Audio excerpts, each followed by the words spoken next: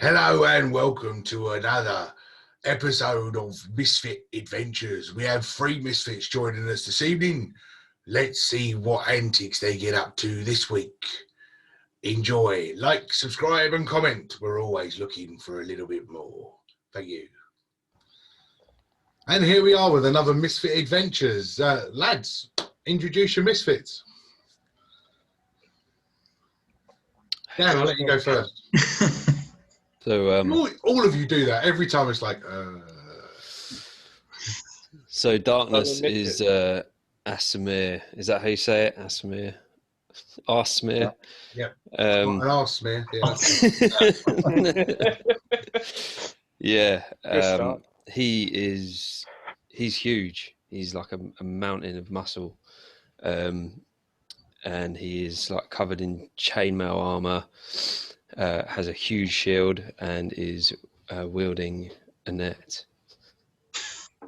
I still don't get the net. What's with the net? See where this is going to go. Yeah. So that's darkness. Okay. Oh, he did have so previously in his past. So he doesn't believe in violence.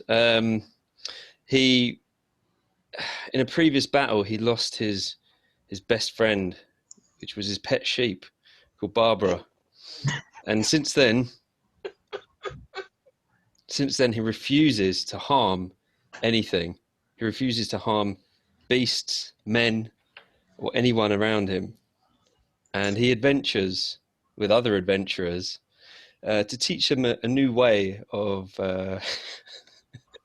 overcoming their opponents in battle. Oh my god. Yeah, have fun with that one, guys. Why did you pick the weird ones? That's his sole purpose in life. And that's it. He doesn't seek fortune or fame. He just purely wants to educate fellow adventurers.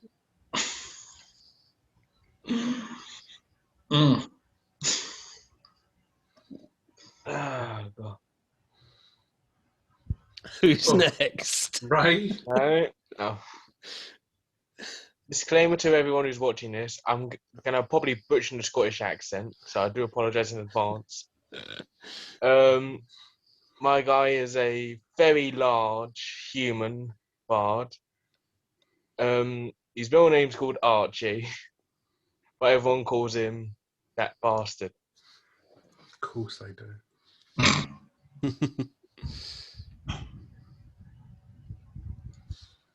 I'm going to leave it up to our last one. Okay. Go on then, Matt. Well, okay. So Stubbins is a dwarf, a gnome, who lives in the forest. He is a hermit who has decided to live amongst nature and animals because he never really trusted people. He is, if you kind of picture like Radagast from Lord of the Rings, but smaller, longer beard, longer grey hair, all sorts of animals, dirt, mud, debris, all kind of laced within it, mushrooms growing from it as well. He's not very, cleanliness is not his thing. So he is, I want to leave some of it until later on, but he is basically a very dirty gnome. He has decided he wants to venture out into the world to try and make some friends, though, because he can only get so much companionship from animals. So he's decided to give people a second chance, which is why he's joined up with these guys. Okay. Now you get my head out of the gutter. Well, are we ready to go? Yes. Cool. It's a beautiful spring morning, and you find yourselves walking back after your latest conquest to a small village of Barak, where you tend to get your general works from the local town hall boards. After another successful jaunt, you make your way into the local tavern to find out the local the local gossip, really, on what's happening in and around Barrack. You notice sitting in the corner that there's a young female crying into her handkerchief, being consoled by an elderly gentleman with a long white beard. The bartender going about his business, cleaning all the glasses with a bit of a wipe before pouring another grog for the next customer. Over in the other corner, the normal group of elderly gentlemen playing their dominoes, and then sitting off into the back, the seedy, let's call them alcoholics, enjoying their daily beverages and waiting for the local talent to come downstairs and take customers. All roll me a perception check. Oh shit! I need to.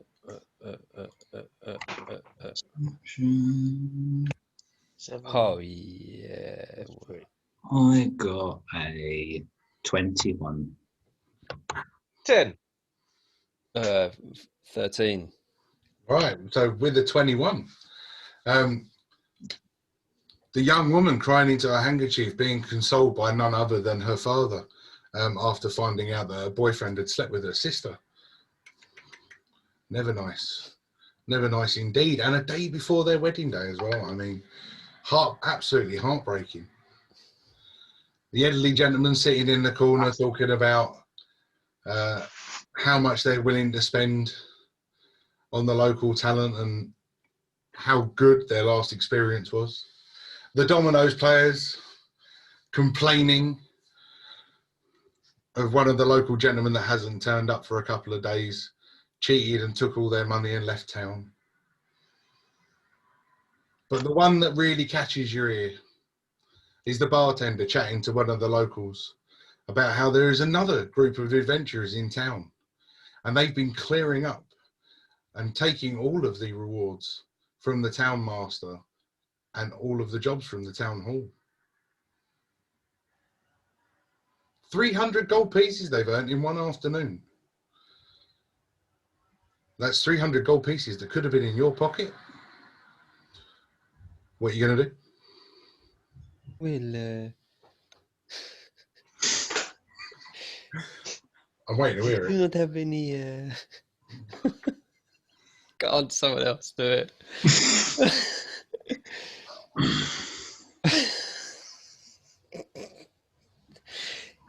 Okay. Well, let us. We just have a look here. Okay. Did you hear that, my friends? Can you speak Where up, are you Daddy? from? Yes, well, Jackson. it's okay. It's nice to be here. I found it hard to understand Hello, you. my friend. I like it. I have no idea where you're from, but I like it.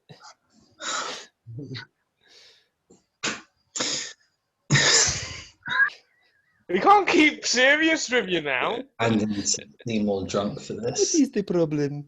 What is the problem? This is just my voice. I don't know why you're always laughing. You're always laughing at my voice. It's just my voice. I can't do anything about it. I wasn't expecting that. Let me explain why we laugh at you. Now you got me with a different accent, you bastard. I didn't do anything. Matt, please tell them what's going Oh. on. We got to move on. I'll step in. Right. So what are we here to do then? Should we try and go to this fellow and see if we can get some cash and do some jobs for this fellow? I feel fairly inclined to go and comfort this young maiden in the corner as well. It seems like she's rather at ends of things, but I wonder if perhaps it might be worth going to this town master and seeing if they have any jobs for us. Well, I'm here for your benefit, my friend. So the decision is entirely up to you. Mm. So what do you want us to do first? Well, I'm going to go and see this young lady because I feel inclined to go and see if she's all right. So I start to go over to her. And should have mentioned before, Stubbins has a bit of an odor to him and tends to have a lot of gnats and little flies swarming around him. I don't know if that will have an impact on interactions, but High charisma then. as nice as he is, he does still have a certain aura about him. So I want to go over and speak to the girl and talk to her. Do you want me to help you, V-Man? Oh, it's completely up to you, big boy. You can stay here if you want to, but I think I can hold my own. So as these two gentlemen start walking over, the smaller odorful gnome and this giant beast of a Scottish bard. Please tell me you play the bagpipes. Yes. It'd be an insult not to. Start approaching this this young maiden in the corner, being consoled by her father. The father spots you walking over and puts a hand up. Hey, hold on there a second. What are you interested in my daughter for? Oh, I'm terribly sorry. It's just there was, it struck me as soon as I came in that she was inconsolable, and I was wondering if everything was okay over here. Okay, that stupid bastard of a fiance of hers cheated on her with her own sister. And as far as I'm aware, they can both jump off of a cliff. And that's my own daughter I'm talking about. How dare they? She's going to end up being a 16-year-old spinster in this village if she doesn't get married soon. Are you up for the job? Well, I am single, yes, if that's what you're asking. Oh, in that case, come over, join... No, perhaps not, perhaps not. But very nice of you to come over and console anyway. Perhaps you could buy her a drink, but maybe have a bath. Well, I have mud baths every day. I don't know quite what you mean, but well, anything we can do, I'm happy to assist. Even if it's just a drink, I'm happy to help. Well, if you find her bastard of a fiance, I'd give him one of them for me. Oh, very You well. can't miss him. You can't miss him. He's this big, hairy brute, walks around with fur on his shoulders. Rotten piece of shite he is. No, Vile, I'm sorry, vile sir. to the core. I cannot condone violence, sir. I said, are you over there now as well? Well, I can hear. It's not very big, this place.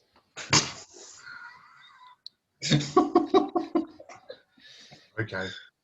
Probably a good thing he didn't Anyway, write laddie. in concrete. Where could we see this bastard? What, yes, and you're a big lad. To get that sort of side, you must have plenty of money. Are you a rich man? I survive. Survive. Well, I survive, and I'm skint. Can you offer anything to my daughter? What does she want to drink? And what do you want to go drink? Well, a pint of ale for me. Then, what about you? Fruit-based drink for the lady. I go to the bartender and go ask to go pay for, another set for them. While you stomp off to the bar, the polite doesn't condone violence. Knight now standing at the table, I assume. Yes. Or you just are you talking like this from the other side of the bar because it's not that big? I don't appreciate the way you mock me. It's not very fun. Yes. So, Mr. Knight, in your shiny armor, muscles gleaming. How about you? Would you be interested in marrying my daughter? Look, No, not really. No, she's quite ugly. Yes, Do I hear him saying that, insulting the woman? yeah. Unfortunately, yes. She looks like you, my friend. It's my I'm first sorry. first I don't iPhone mean of to the be day. rude. I just like to have the truth said. You know. Persuasion check for me then. Go on. Can you convince me my own daughter is fucking ugly? Let's have a look. Oh God! Everybody's beautiful in their parents' eyes. 13. But apparently not this woman. Yes, I agree. She's hideous, isn't she? That's why you're never going to get married. Go and clean yourself up and sort yourself out, woman. Otherwise, I'm going to be stuck with you forever. Well, I did offer, so Oh, God, slim. Right, I'll tell you what. Right, give me a persuasion check. But your DC on this is high. Okay, well, I got natural one. Oh, sorry. No. At the thought of only having you as a choice of a husband, this young girl gets up from the table, hands over her face, runs to the door, just bawling her eyes. Oh no. As she disappears from the pub. It's just as I'm used to rejection by now. The only man that was interested. I come back with the drinks. Well, thank you very much, large man. I appreciate it. Sorry about her. The women, you know. But yeah, We have You all know about that, don't we? leave me be. I'm depressed enough. Shoot, be on. Oh, I'm very sorry, my friend. We did not mean to offend you. Have my drink, please. Fat bastard, give him my drink. You already got a drink. That bastard's already given me a drink. Oh. Okay. Oh dear, every time. Yeah, so what we I'm looking for. I'll be honest. I'm looking forward to seeing what you pick for our campaign because you're going to have to keep it up for a long time. it's I think it's gonna have to be Don't give Barry. anything away. We just look forward to it. So yeah, so the woman has now run out of the bar crying, having been informed that the only man that is actually interested in marrying her is this small, mud-covered gnome. Well, I was married to a moose once for a month, and then she decided she wanted to leave me and take half. So I've experienced much worse. Probably best to get that out of the way before any nuptials are taking place. When I hear that, I want to go pat the gnomes saying, "I'm sorry to hear that, me man."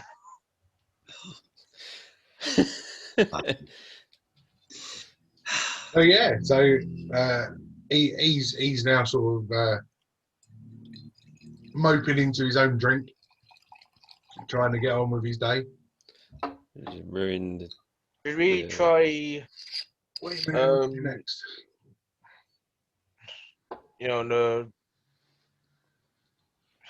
the head of the town? See if he has any jobs for us.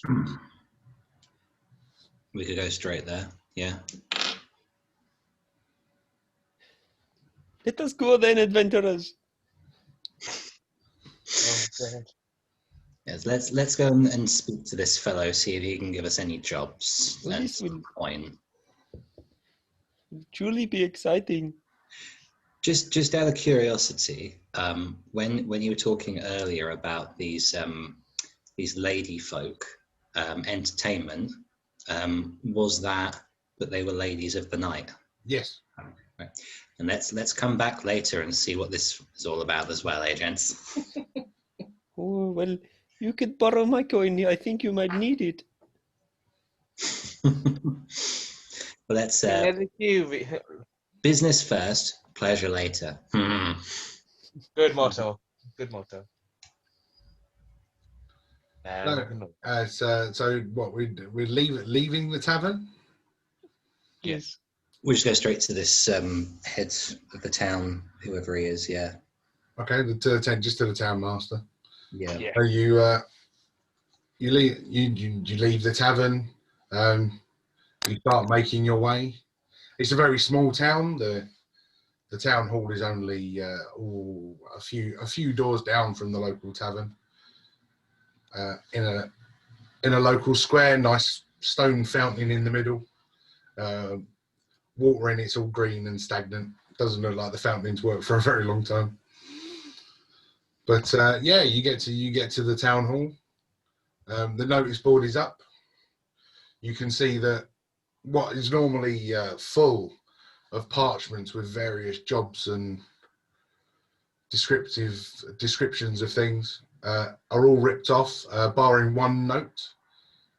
The door on the actual town hall is shut. Doesn't look like there's much movement inside, although the streets are bustling with people.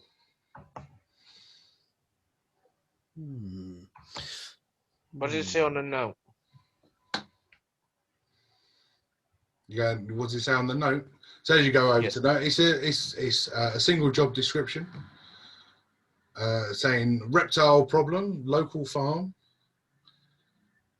help needed, any exterminators welcome, 100 gold pieces. I gotta look up to the others. Let's go and nick this one before the other lot bloody nick it. It is okay. It is 50 gold each, I believe. Good at maths then, he is, isn't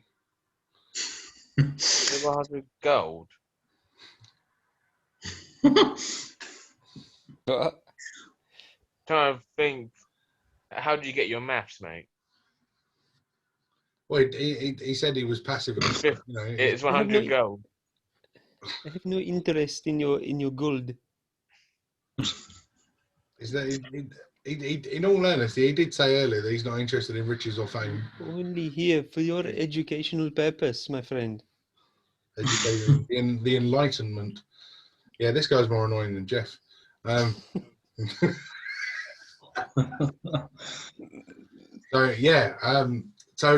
you got your note. I mean, the streets are bustling. Plans, movements. So this The world is your oyster.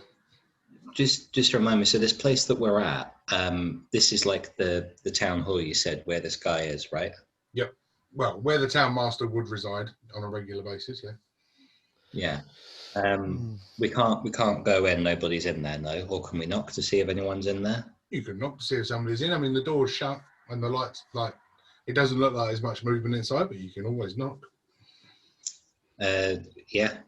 I want to knock just to see if anyone's roused by it. Okay. There's no one home. Okay. But as you're knocking, we're going to go round of perception checks again. 20.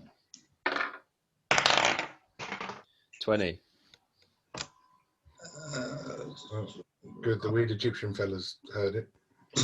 19. 9. 9. Fair enough. Rage rolling's going to get you guys killed today. I can see it. So yeah. So while you're knocking on the town hall and you've got fat bastards currently trying to make out this parchment, you hear as all the villagers are walking backwards and forwards on the street. Did you hear about those new adventurers? They're solving all sorts of problems. They fixed the Smithy's furnace. They put my chimney back up. They even managed to get rid of that ogre that was eating all of the sheep over in the fields. What could they possibly do next? I go over to him and excuse me, who are these adventurers that you speak of, my friends? I've not managed to catch my eyes on them yet, but they're just going around doing all the jobs. I mean, have you seen the town hall notice board? It's empty of jobs. There's nothing left. Well, there was one left, actually. We got this one here. Oh, what? Good for you, because otherwise these other 3 guys, they're like that. Them and their, I'm going to call it a mascot, and their pet, just amazing. They're doing all sorts of things. I think if the board was that empty, they might not actually be in town at the minute. So you are lucky with this one. Oh, would you be able to give us any more information on these people, or you not know so much? As I say, I've not seen them myself. I just know that they're doing all these amazing things, and they're just like really helpful. And they're even giving people discounts on the gold pieces. Oh, well, they seemed very, very pleasant people. And oh, thank you for this information, my friend. And your name? Rachel. Oh, you're female. Rachel. I did not know this. You look like a man. Oh God! Thank you. No! Ouch, man. I'm sorry. I just have to speak my mind, you know. Yeah, well, sometimes you should just shush. She just clutches her bag and just walks off. How rude. Did you hear him? Said I look like a man. Well, you do a bit. Whoa!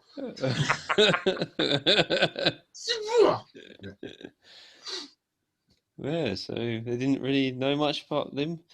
I wonder if they are in town or not. Could I find that out somehow?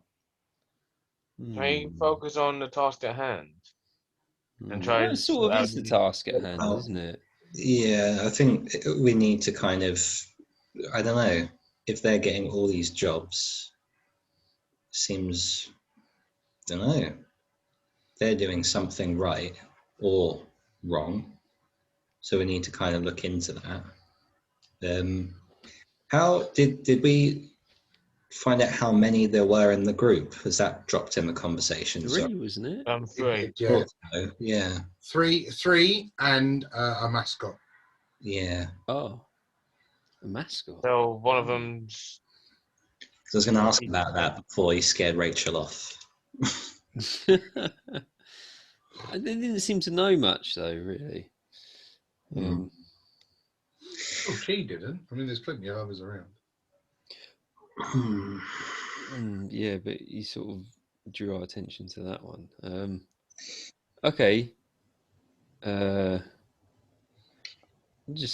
don't know. Oh, I'll tell you what, Dan, that is freaky as hell. Can you move that baby from over your shoulder? Yeah, that baby does scary as fuck. No way. That's my. His face pop up. Can you please just move out of the way? It's creepy. Don't be so rude. That's my son, Timmy. He's fucking serious. Face just keeps popping Timmy, up. come here, Timmy. Just so wrong. Oh, I'm not gonna sleep tonight seeing that shit. oh dear. I think he's going to sit on my knee for the rest of the night. Oh God, no!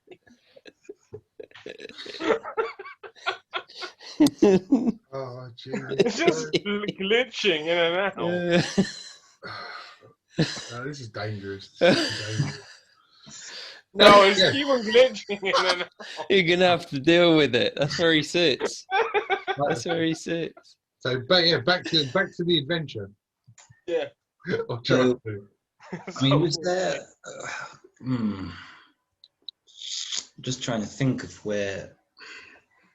How far is the farm from the town? Like, is it on the outskirts of it? Oh, Is it- I mean, you know, you're fairly knowledgeable of the local area. I mean, the town itself is just on the outskirts, sort of north of the city, or village.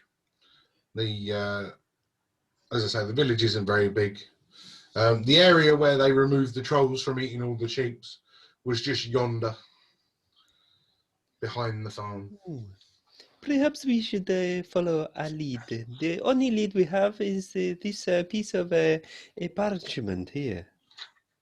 Well, I think we should go and speak to these people with this lizard problem in case the other fellows pinch it before we do. They may have been given some intel before us, so maybe we should go there, try and secure the job, and then perhaps we'll run into these folks at some point.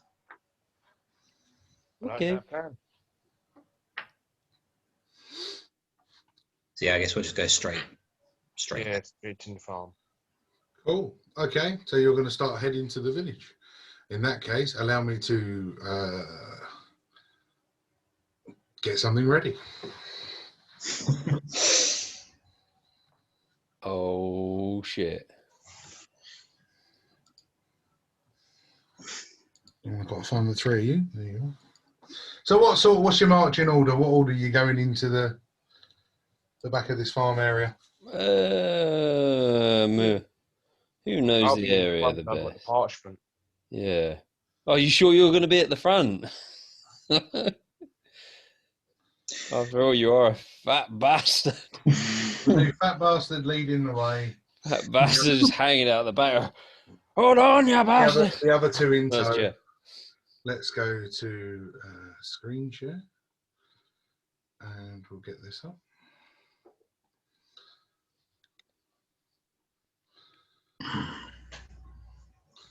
There we are. So as you start entering where the farmland is, you are bottom left-hand corner.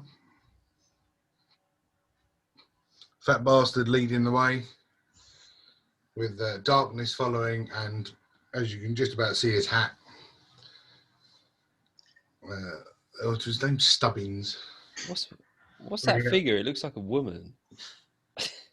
It's a knight with a shield. Just deal with it. All right. You pick random things carrying a net because I'm gonna have that model knocking around, aren't I? You should have these things, right? I have a miniature collection of nearly 300, and I do not have any carrying a net. You need to make a net. Oh god. So, as we've sorted that out, thanks, Dan. Yes, your local area. You can hear screaming coming from inside the farmhouse as these three giant serpents are trying to force the door down. Oh no! Terrible. They have not noticed you just yet. Are they So 60 what are you feet doing? away from me? Are they who? 60 feet away. Well, for this, the squares are 5 feet, so you can count. Alright.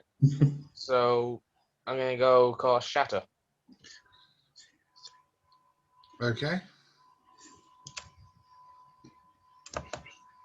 They need to make a Constitution saving throw. And I'll tell you if they fail. Well, as my highest was a 10, I'm assuming all of them fail. Yeah, they all fail then. So, good start. Cool. So that is What's my damage then, Cyril? 3d8.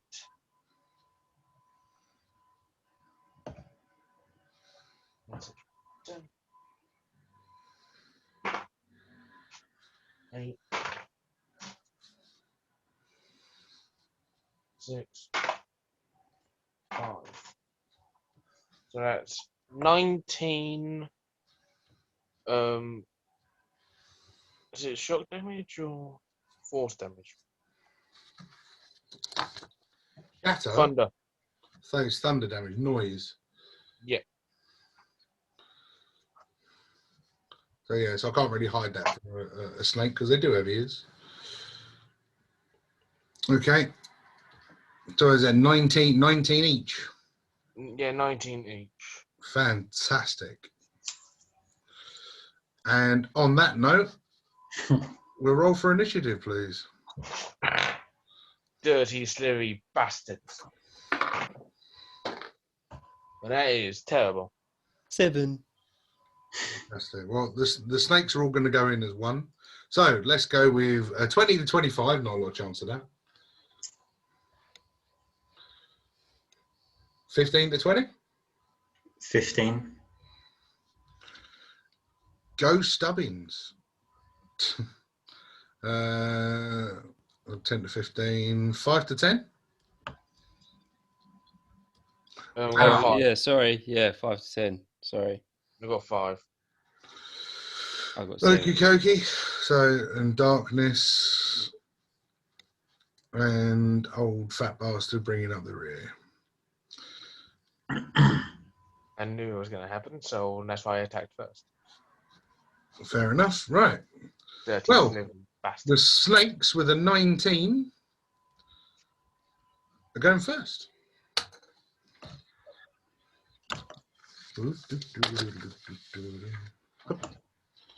So all 3 snakes are going to turn. And 1, 2, 3. So we're going to have some fun. Snake 1 is going to throw a chomp at fat bastard. And throwing a bite in at 14. 14 hits. Ooh, very nice. We start as we mean to go on. And the first bite is 11. That'll do for a start.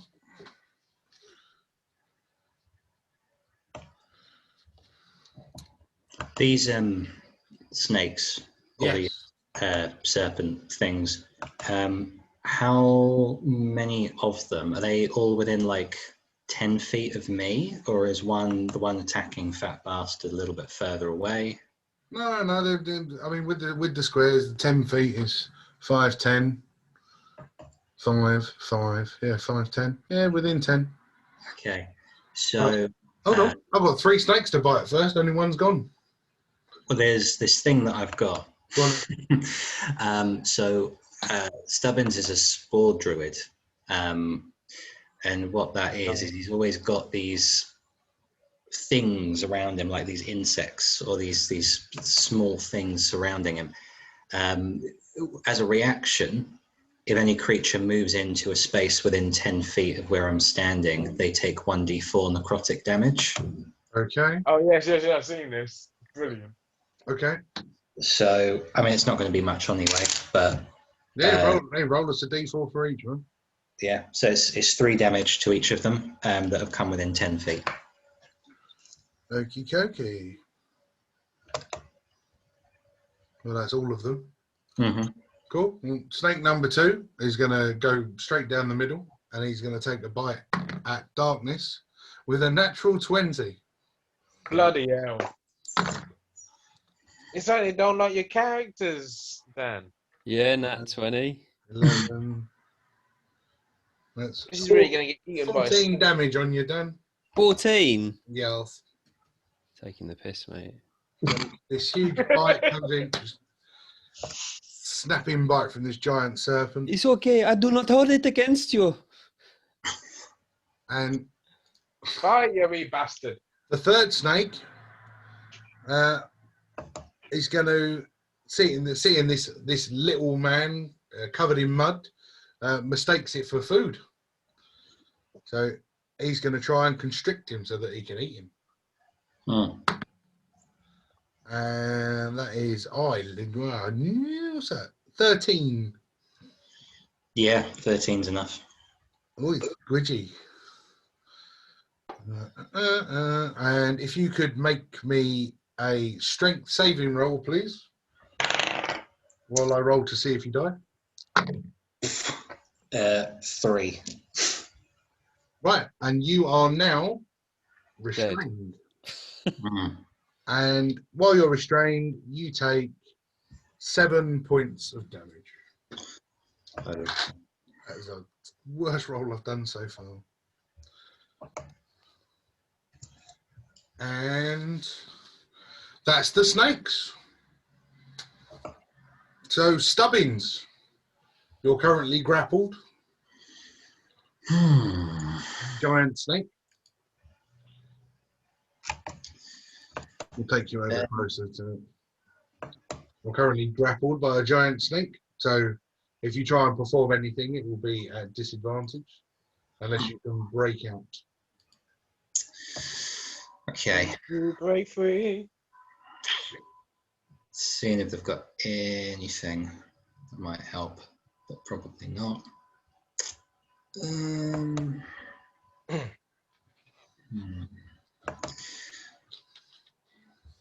I mean, my strength is -1, so probably got to roll pretty high to break out.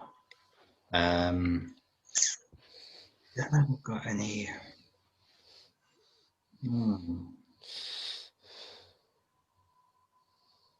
Okay. I'm going to try and break out just because why not?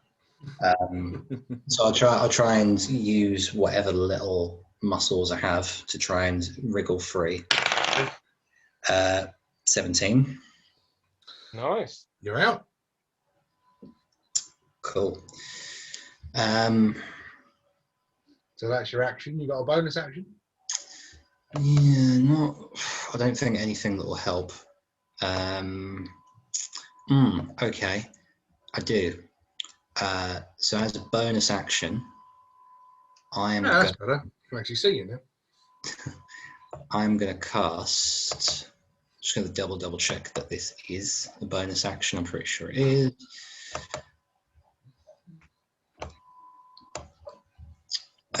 Yeah, so I'm going to use one of my spell slots, and I am, with a free hand, going to hold my hand out, and from it is a scimitar in flames that appears out of nowhere. I'm casting Flame Blade, which is a bonus action. So I've now got a flaming scimitar in one hand that I can use if these guys are still kicking about next turn. The spell allowed you do it. You're allowed to attack when you cast the spell, because it works the same as when you summon spiritual weapon. So you can summon it and get an attack in the same casting. Can I? Yeah, sure. Why not? Okay, sure. So I'll roll to attack with it then, to try and hit the one that was just grappling me. 10. 10 to hit. That is a fail.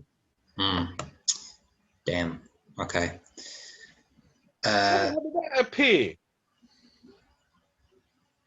What? When did you get a flaming sword? Is a spell, Flame Blade. You kind of conjure a flaming sword as a spell. Bloody hell. You man's got a flaming sword. Yeah, it's cool. It's like a spiritual weapon. That's pretty much all I can do then. Okay. I'm gonna move. I'll stay where I am. In that case, darkness. Well, Hello, darkness, my old friend. I'm going to keep singing. hello.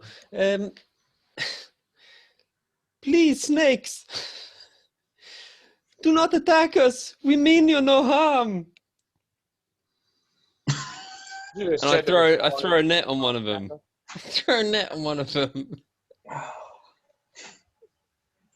Okay, he throws a net on one of them. Of course he does, because fine. So, what's the DC of your net? So it's 10 to hit. No, what's the DC of the net? There's a difficulty for breaking out of a net. Oh, 10. That all it is. Yeah. I'm out. Don't tell me you failed. You throw your net over me, and with the shake and a shimmy, I'm out. And looking at you, and the net's now on the floor. But this is +3 as well, so it's like I've got to roll for it. You got to roll to hit, and then if it hits, then the snake's restrained, and then it's got to break out of it on each of its turn. Yeah, on its next turn, not straight away. There was a DC on it. DC to break it if it lands on them. But I don't even think it landed on him. It didn't. It didn't land on me. They didn't land on him. No. All right. No, I'm out. All right then. In that case, killed by snakes. Fucking I cast Nothing. And I stand there. You don't hurt Look, you stand there looking sheepishly at your net that's now on the floor. No, my action was actually to try and communicate with them, but then obviously I threw a net. Yeah. Do you speak snake? What language does snakes speak? Snake. Parcel tongue. Yeah, parcel tongue. They speak snake. Do you have talk with animals? No. So talking to You the can't snake's speak not to going to them. work, is it? Fuck snakes, man. It's not like you're talking to something that might happen to no common. You're speaking to a snake. All right, I cast Sanctuary. Sanctuary! Sanctuary! All right, Quasimodo, chill. Sorry. Okay, cast Sanctuary on you, them, anyone? Or are you casting on? Me. That's nice. But yeah, let all the rest of them die. Just okay. There it is. Is that it? That's the Yeah, Violence that's it. Violence is not the answer. Don't hurt me. Okay. All right. Well, in that case, yeah, fat bastard. What you got? Yeah. Let's see what I can do, and then old Britches over there with Sanctuary. There you go, take out my long sword. Oh yeah. And because it bit me, I'm going to be very pissed. I'm going to go clasp it with two hands. Okay.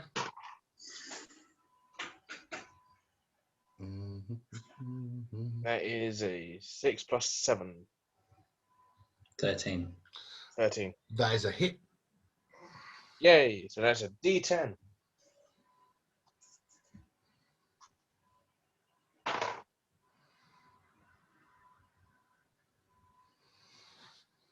Two plus 4. So that's a 6. Slashing damage. Cool. Okay, so you take out your huge long sword and take a swipe at this giant snake in front of you, and you start carving just with a big swipe. Yep. Cool. Anything else? So I can do it at the moment. Okay. Right, then we go back to the snakes. They take an extra 1d4 at the start of their turn if they're in 10 feet of me. They're still in 10 feet. So another 3 damage to each of them within 10 feet. Hey. Cool. So with that, Oh. the snake that just got sliced with the longsword kills over and dies. No, my lifeless friend. on the floor, twitching. So, 2 snakes. Snake number 1, after seeing his friend just get his face slashed, takes a bite at fat bastard with, oh, that's not what I'm looking at. There it is. 13. 13 is my armor class. Woohoo! Grab 2 of these. That is 9 more damage to you. Oh.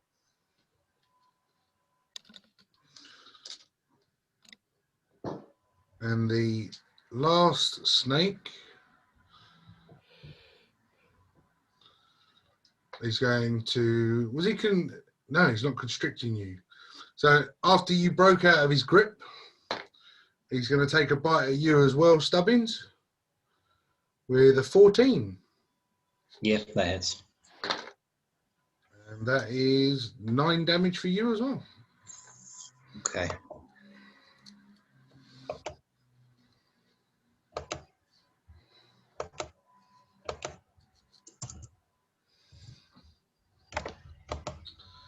And that's the snakes. And we go to Stubbins. I really want to hit him with a sword, but I am a bit worried because of my strength. letting me down. I am going to. Okay. Snake in front of me with my free hand. I'm going to try and cast. I'm going to try and cast Chill Touch on him. Okay. So I've got to make a ranged spell attack. See if I hit. Which is a 20, not natural. That definitely a hit. So it's 1d8 necrotic damage, which is an 8. So this kind of skeletal hand from my free hand streaks towards him, clutches him around, I suppose, where the neck would be. I don't know where you differentiate Snake's neck from his body, but it grasps him with this skeletal ghostly hand and deals 8 damage. And as you grasp him with your ghostly hand, you suddenly see the snake's eyes roll back into the top of its head as it falls over lifeless. Yeah. Oh, no. Anything else, Stubbins? That's it for me. Cool. Darkness. After seeing 2 snakes go down, I turned my net on Stubbins. Fuck you.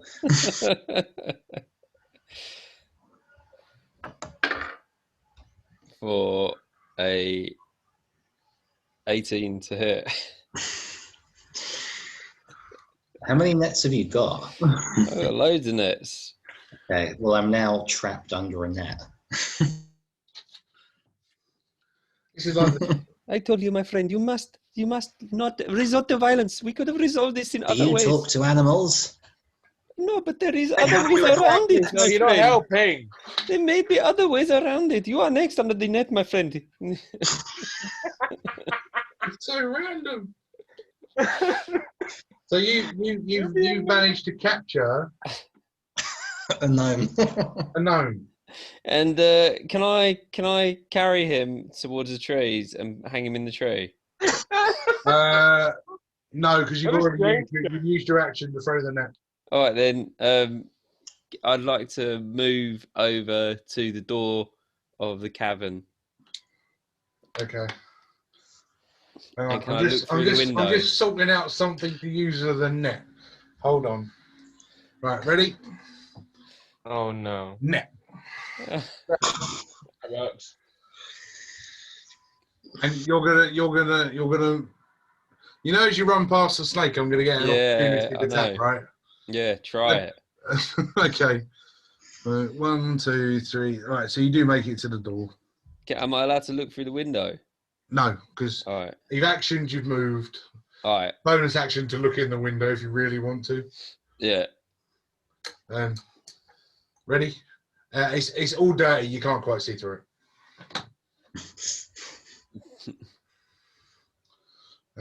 What am I doing? Right, netted. Wisdom throw. Yeah, I've got to be doing wisdom throw for me. Yeah, that's. So as you're running past the snake, I go and just misses completely. Like that. Oh, yeah. Whatever. Let him go. He's passive. He's not going to hit me. Fat bastard. We move on to you. After seeing him just net our colleague, I'm like, what in the F is he on? I told you, my friend. Darkness might get killed by his own teammates. This is interesting. If he carries on doing this, I'm going to butcher him. Hell, I might eat him. So I'm going to go grab my long sword and swing him two-handed.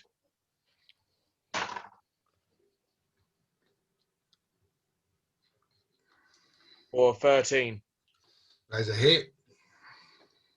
Another D10. Well, that's a 9 plus +4. So that's 13 damage.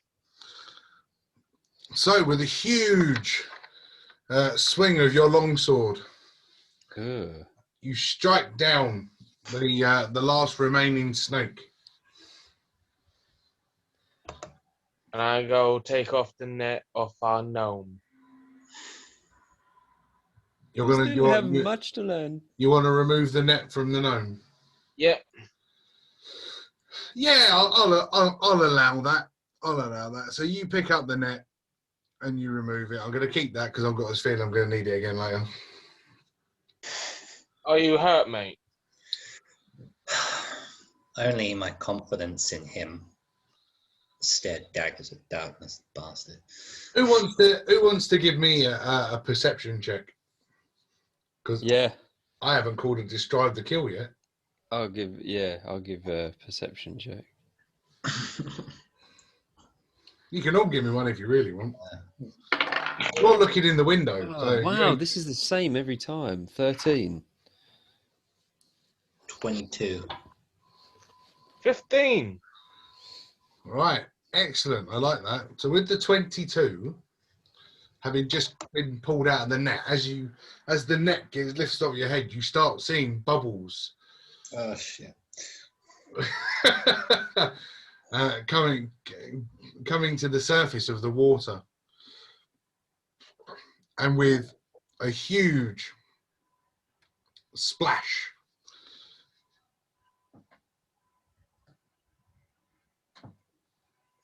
Oh, you brought out that toy. You I wonder always where wanted to you got go this to, from. didn't you? huh? This looks very familiar. He's just a frog. A giant toad. You can't speak to animals, mate. He's just a frog. It's okay. You just pat an animal. It knows you are friendly. But that's not the only thing that comes out of the water. Oh, shit. You think I'm going to screw you over? It's the first fight, man. Come on. Yeah, I don't like the way this first fight's going already. You got a toxic player. It's not. I'm not toxic. You're toxic to yourselves. So there we are. So yes. So with that, Rungs. two frog-like humanoids and a giant frog have emerged from the lake.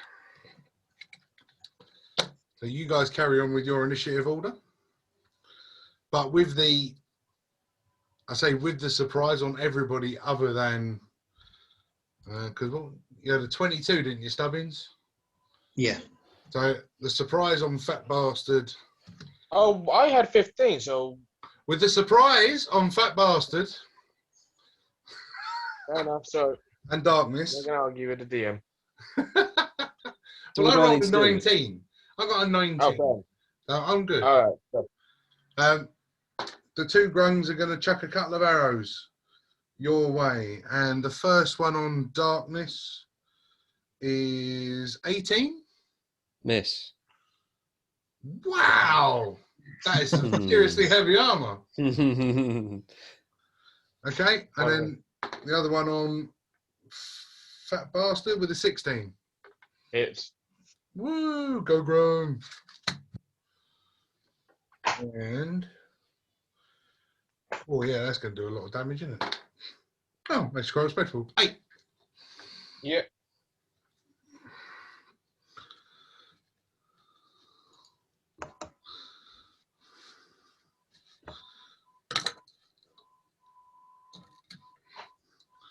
Right. So yeah, and with that, we're going to go back to Stubbins. Are we still in the same battle? Congratulations, Dan. You've succeeded on your perception check. Right. Okay. It hasn't ended. It's carried on. Right. So I'm going to guess first thing is if any of them are 10 feet away, then they take that necrotic damage as well. So I guess the one nearest, like diagonally, is 5 feet away. Yeah, and you got the giant toad as well. Yeah. So keep rolling 3 is 3 damage. Um, Better than nothing. And 3's not bad on a. it's good, yeah, nice. It's kind of Better like than one. keep rolling 3s, but I'm like, oh, keep rolling 3s, cool. 3 on a Are you D4 on is actually not Dyslexic bad. Yeah, it's good. It's like keep rolling Beam 15s on a Series D20. Dyslexic It's not bad. Let's see. Okay, what I'm going to do, I realised I didn't roll for concentration as well when that snake hit me on the flame blade, so I'm going to do that now. Okay. Yeah, 7. So let's just say it's puffed out. Prepared? Yep. What I do want to do, let me just double check this because I think it's probably not a bad shout.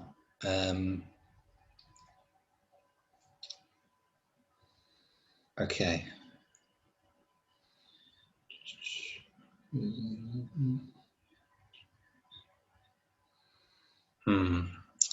Okay, maybe not. Okay, in that case, then I am going to substitute one concentration spell for another. So from where I'm standing, I am going to cast Moonbeam, Oh, which I'm just going to put kind of dead center in between all three of them. It's a let's see, silvery beam. Shines down in a 5-foot radius, 40-foot high. Oh, hang on. So that means it only gets one of them. 5-foot radius. If you put it there, then that's 5 foot. You sort of catch half of all of them. Yeah. Okay. Let's do that then. So All right then. I'll call this beam of energy down into that kind of midpoint there. And when a creature enters the spell's area for the first time or on a turn that starts its turn there, it takes 2d10 damage or half as much if it doesn't pass a Constitution saving throw. And I can move it as well while it's still in place. So if they move, I can move it. Yep. So yeah, that's all I'll do for now. And So on my turn, I take the damage, yeah? yeah, so when they start their next turn, yeah, they all take 2. Well, it's Constitution save, so they take 2d10 or half of that if they pass. Cool. Okay. Is that the end of your turn, Stubbins? Yeah, I'll stay put, but that's it. Yeah. Cool. And with the insertion of the giant toad, it's now his go. So with his Constitution saving throw of a 4. Yeah, it doesn't pass. So It's a big frog. Well, come on. yeah, 2d10. I can't imagine his Constitution being too high. So 11 damage. nice. Wow. Great start. Cool. Okay. So yeah. So this giant toad hit with moonlight takes his searing damage. You see the skin on its back start to bubble and singe. Quite like that.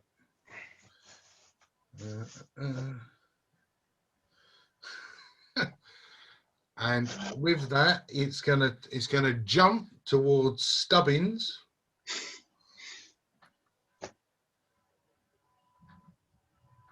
And I'm going to see if I can perform this. It's going to try and swallow you. This is eerily familiar. So, yes, one bite attack, medium or smaller. Excellent. Right, yeah, we're going to go with it. But bite attack. Ooh. Oh, 11. That misses. Oh, damn it. I wanted my frog to eat you. All right. So this giant frog comes out as he tries to take a huge chunk out of you. Your gnoming nimbleness just manages to jump out of the way, missing his giant mouth. That'll take us on to darkness. Darkness is going to run in, and he's going to try and tie these two frogmen together. Tie them together? Yeah, just grab them both and just tie them together. Okay. You'll have to give me... All right. So you're going to move into contact with, we'll say, the green one. Yeah. You're going to have to grapple to restrain. So give us a grapple, and we'll say you've tied him up with a rope. Right. But it's a contested grapple. As you can imagine, I'm a frog, so I'm not going to be very strong. Oh, Jesus Christ. What do I do for that? Roll a strength. Just add your strength modifier. Fucking hell. 7. Well, that's really good, because I've got a 3 on the dice, but my strength is -2. Oh, wow. So that would... 1. So if I tie, what am I doing? Tying this green frog's limbs together? You have managed to grapple this frog, and you are currently in the process of tying him up in a rope. Sorry. And that'll be that's your action, your bonus action. So Yeah. that bastard. I'm What are you good. diddling? I think I'll cast Vicious Mockery on the giant toad. I'm really looking forward to hearing the insults. Is it bigger than me? No. No, it's bigger than Stubbins. But it's definitely not bigger than you. I mean, I could go and get the frog that's bigger than you. I've got one in there. Yeah, I know you got one. But no, this isn't. All right. So I'll probably say, I'm higher than you in the food chain. Get in my belly. So you got to make a wisdom saving throw. Of course I do. And what do you reckon the wisdom of a giant toad is? Not a freaking lot. 10. 10. You got a 10. I got a 10. All right, so you lose. Yay. 2d4. Poor frog. That's 7 psychic damage. Great. I could just imagine the frog got a little tear And coming you out have of his eye. disadvantage on your next attack. Great. Anything else? I would like to go as a bonus action, cast Healing Word to Stubbins. Stubbins. Stubbins. Sorry. Snuggins. Sorry. Stubbins. It would have been Oh, Stubbins if you could have NEQ. chained up that bird earlier. Go on then, what's he going up to? That is 5. Heals up 5 hit points. Nice. Cool. Okay. And then we'll go back to the grungs. We'll do the green grung first. He's going to do a strength saving throw against you, Mr. because you're trying to tie him up. All right, 10. Mr. Pacifist. Jesus Christ. 5 on the dice. So 3. So we'll say we're successfully tied up. Do you want to roll for your moonlight, Matt? Yeah. Where have they gone? 10. Roll it for both the grungs. I've got to do the necrotic damage as well. Oh, yeah. On spores. Oh, I can't find the other one. I'll roll this twice. 2. That's 4 radiant damage. And then 1 necrotic damage. Great. Okay. Marvelous. They're really happy about this. Not only are they getting burnt, you stink. Hmm. He Okay. doesn't seem that bad. So, yeah, green grung is. There you go. I can use that again. Successfully tied up. And yellow grung is going to chuck a bow. A bow? No, he's going to chuck an arrow It's like a little dog in a bone. at Stubbins with a 13. It hits. Woohoo! It's like the weakest thing ever. 5. Like I healed you. Yeah, just took that away again. Yeah. Yeah. And with the grungs done, that brings us back to Stubbins. I am going to keep Moonbeam where it is for now. I think Oh, excuse me. 1, 2. Pardon me. I'm going to play it safe, and frog in front of me, or the toad in front of me, I am going to cast.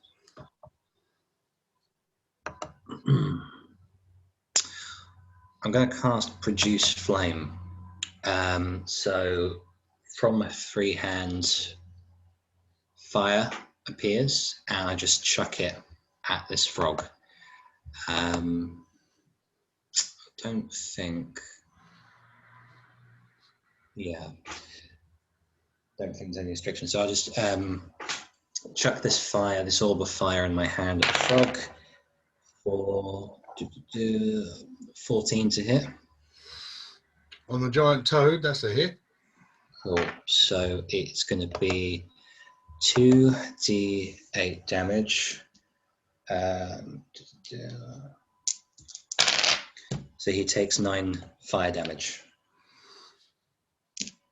Great.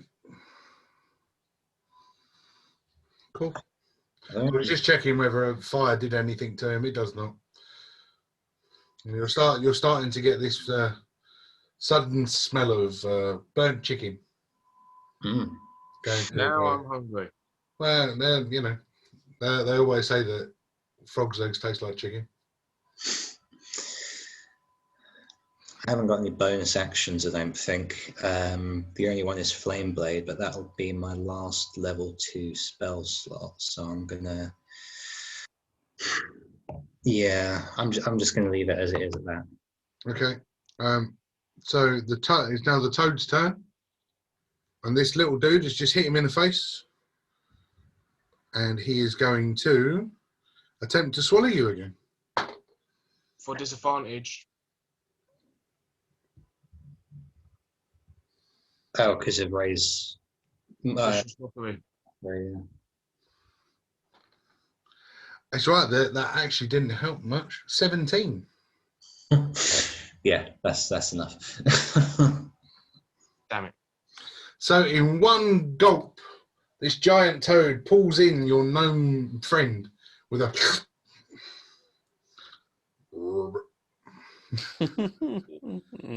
and I'll just check in. Outside the toad, it takes acid damage at the start of each of the toad's turns.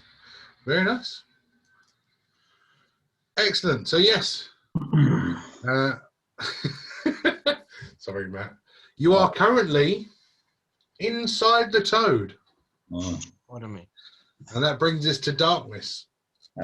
Ooh, darkness turns and sees the toad has just swallowed one of his companions. Toad took damage as well, by the way, from the start of his turn, from the necrotic damage. Like the toad. Yeah. Go on then. I don't think I'm going to play this class again because there's a lot of rolling to remember. What was the necrotic damage? 3 again. Just call us the Mighty 3. Yay! That's actually not bad, really. Okay. That's 75% score rate on the D4.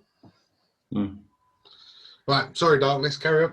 So I'm going to run and jump on top of this toad and try and prise its jaws open and Okay. force it to release Stubbins. That would, okay, so you are going to get, well, you're sort of moving into range with him. He's restrained. He can do absolutely nothing, so he's not going to take a swipe at you.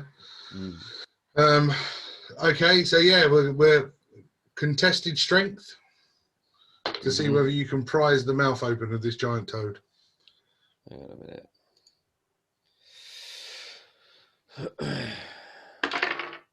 Oh. Nat 1. So it didn't matter the fact that I rolled an 18 then. Yeah, so you jump on top of this toad, and yeah, I mean, it's just come out of the water. It's too slippery for your armored gauntlets to get a hold of the mouth to wrench it open. You just sort of Okay. trying to grab hold of it. Got a bonus action you fancy trying? Shield of Faith. On.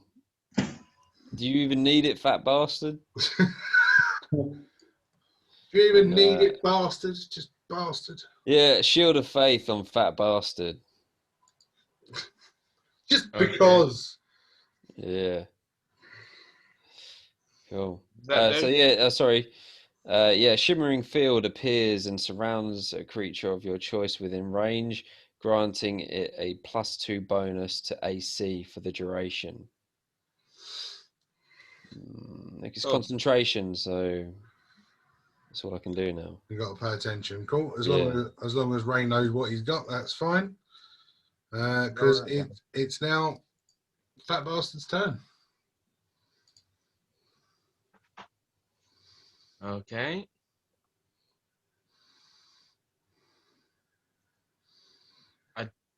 Should I or should I not?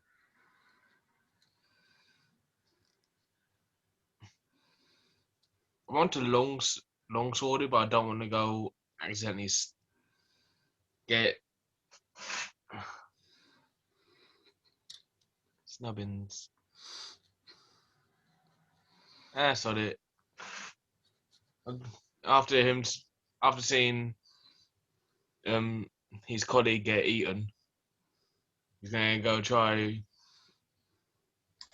cut him out. Okay. So the longsword.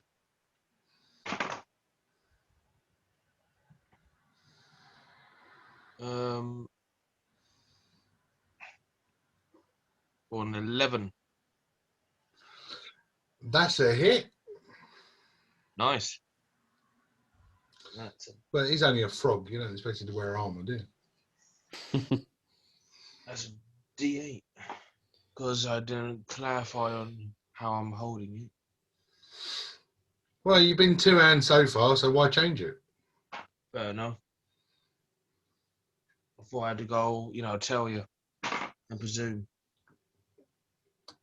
7 plus 4. That's 11 slashing damage. So, as you raise up your longsword and bring it crashing down on the back of this giant toad's head, No one eats my friend.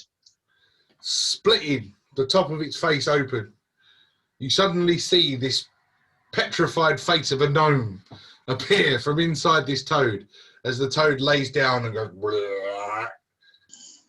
And this gnome appears covered in saliva and just basic, just yuckiness.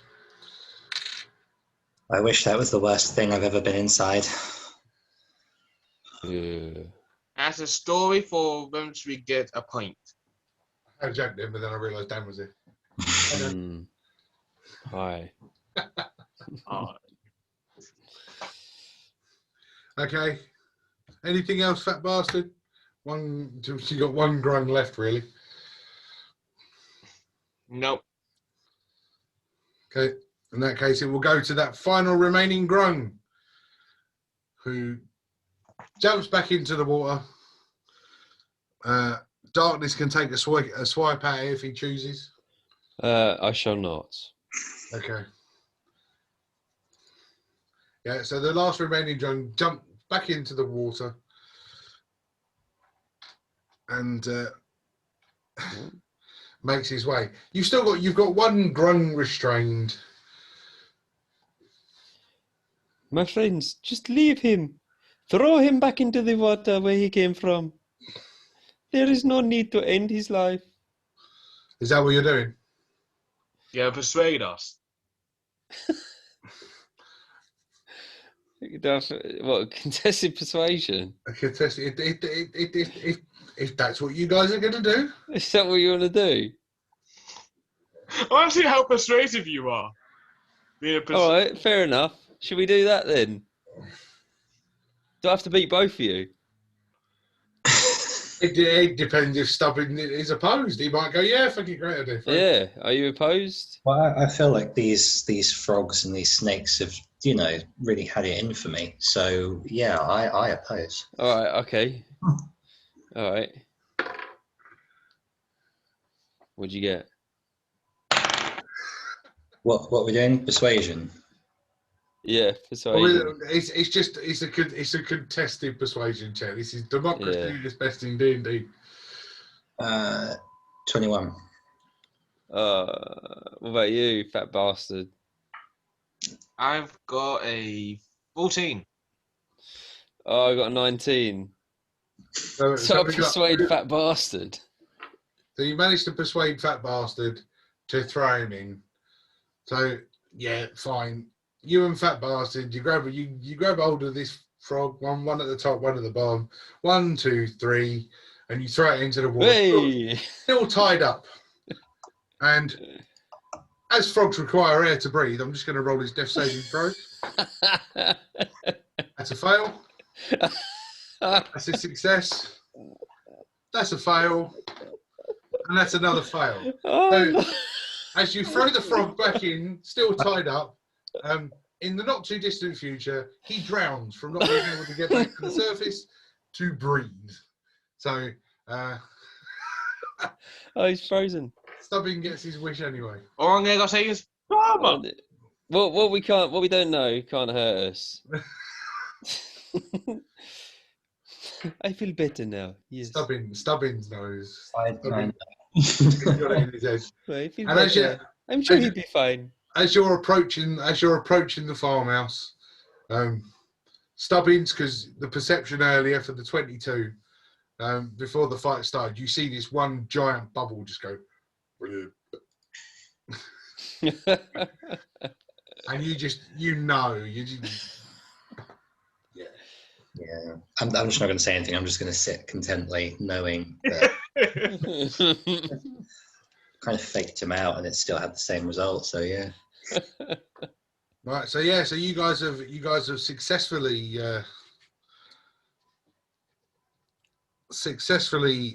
done away with all the, I say reptilians, but amphibians we threw in there as well. Yeah. What's your plan? What do you fancy? Well, Darkness is currently ranting at the two of them that they killed all them poor innocent creatures. I'm ignoring him and looking at the door. Yeah. My friends, please. We came here to do a job. All right, so let's go. And we can do the job a different way. Let's go see how these people are in the shed first. We don't, you know. I want to knock on the door.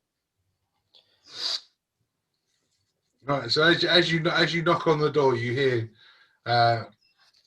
one voice. Hello. Who's there? What do you want? Just want to go. Just want to see if you. Hello, sir. You're not one of those snake thingies, are you? Don't.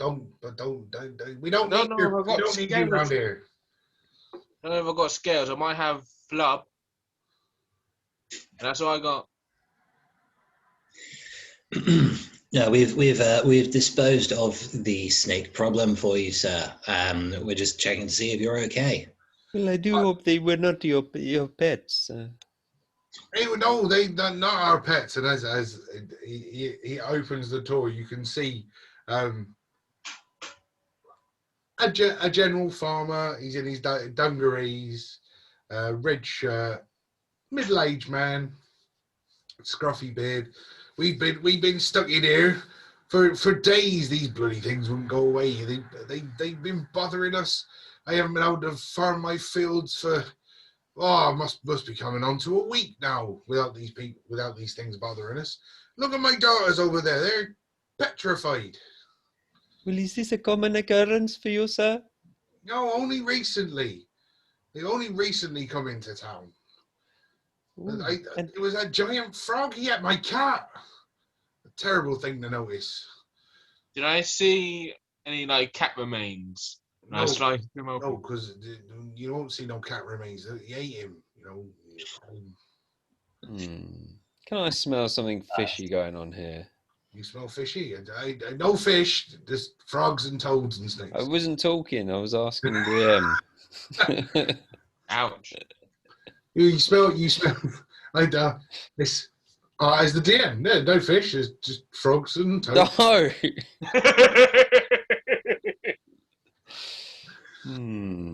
Do you smell something fishy? Is there a plot afoot? What do I know about farming houses? I don't even know. What would you know about farming houses? I don't know. What would I know? Roll an culture check. A what? Roll insight. No, yeah, I mean, you can roll me an insight. I mean, what are you looking to find out? What do you want? Just if there's something that's a bit odd that that shouldn't be there.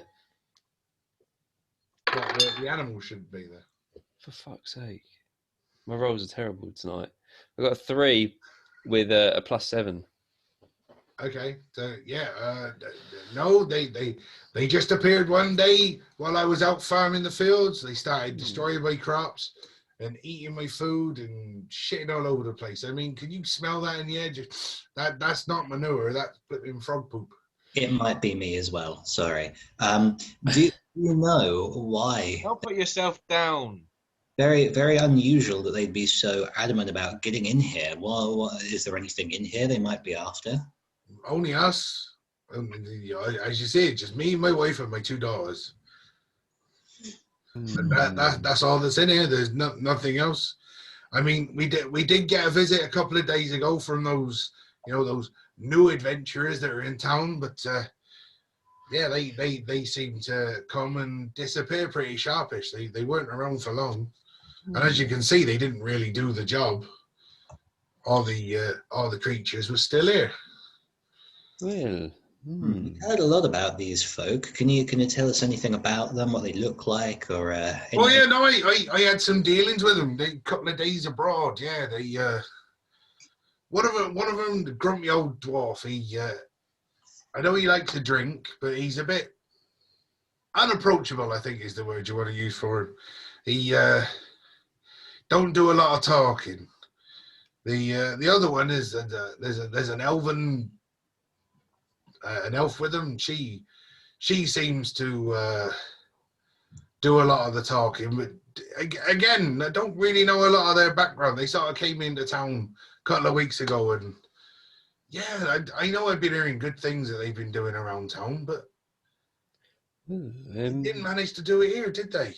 Well, what did they? Did you see them do anything? What were they doing? I saw them hanging around for a while, and they sat down on those bales of hay that you can see over there, and they were watching. And when the snakes came, I heard a bit of kerfuffle, and then they were gone. And I haven't seen them since. You did not witness this? Not with my own eyes, no. Well, I only heard it. You were hiding? Of course I was hiding. Sissy girl? I thought you were supposed to be passive. You're calling you come here, call me a sissy girl. I do apologise for my colleagues. Well, look, all I'm bluntness and no filter for my mouth. But do I look like I'm a man that could deal with giant snakes? I'm just a farmer, humble farmer. I grows apples. Best apples in the town.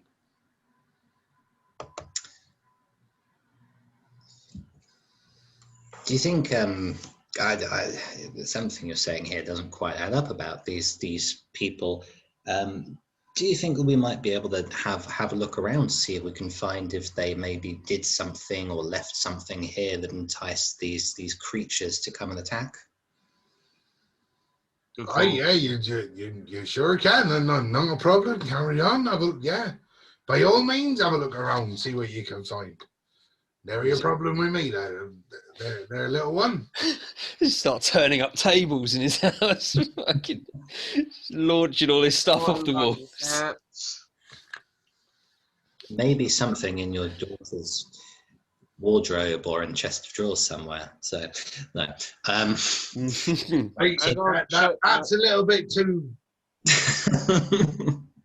So if I did like I don't know, I want to try and see if they maybe tampered with something on the farm grounds. So if I was to do like an investigation check, would that cover everything, or do you want me to do them for different parts of the farm? Or So what we'll do if we do a communal investigation check.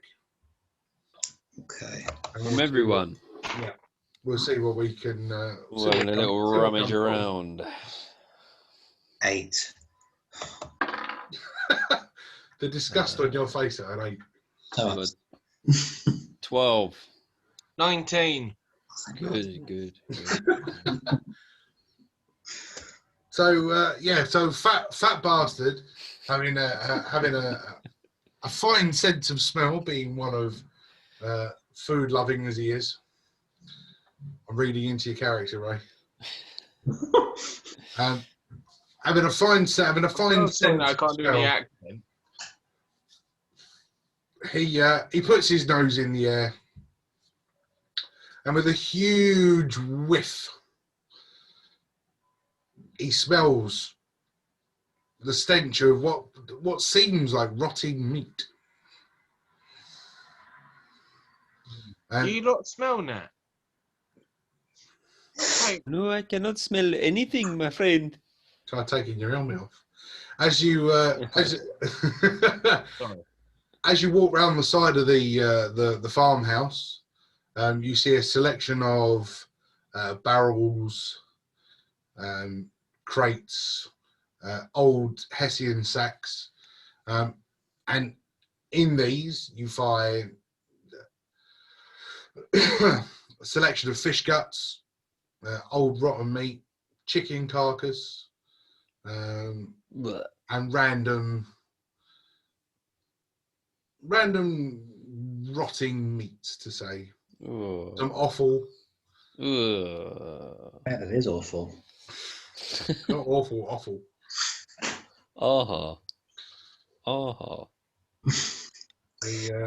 As you pick up one of the crates, just a single kidney just pops out the side and rolls along the floor. Sorry, Dan. Oh no, very disgusting. This must be what they left here. I don't understand quite why, but maybe we should go and alert the farmer to this. Stop eating it, you fat bastard. I'm not eating it. I've just got this vision. Oh. So you go to the front. You inform the farmer that round the side of his house there is this selection of old meats, etc. And he goes, I definitely didn't put that there. They're not even barrels of that are mine. Give us a perception. For all of us? Yeah. Oh God, my rolls today. 14. No. 13. What is my perception modifier? 8. So was the highest one 14? Yes.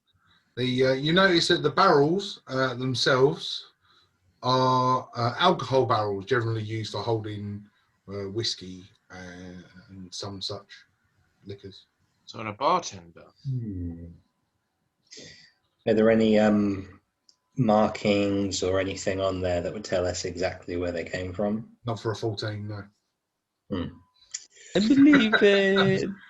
I believe this could be from the tavern. Well, we can certainly go and speak to them and see if we can find out if they know more about this. Yes, I think so. Excuse me, farmer. Excuse me, farmer. Yes, I'm still here. I haven't gone anywhere. Oh, hello. Yes, sorry, my helmet was on the wrong. You know if these barrels they look familiar to you? Maybe perhaps if you go to the tavern, the local tavern, would you see a similar sort of thing? See, seems like a right waste of a whiskey barrel, that, if you put in all that kind. I like a bit of whiskey myself. But no, you can find these in any old tavern. They don't necessarily have to be our one in town. You are useless. Well, thank you very much. I do my best. I'm so glad that my money's going to be going in your pocket for helping me. Much appreciated. Oh, not my pocket, my friend.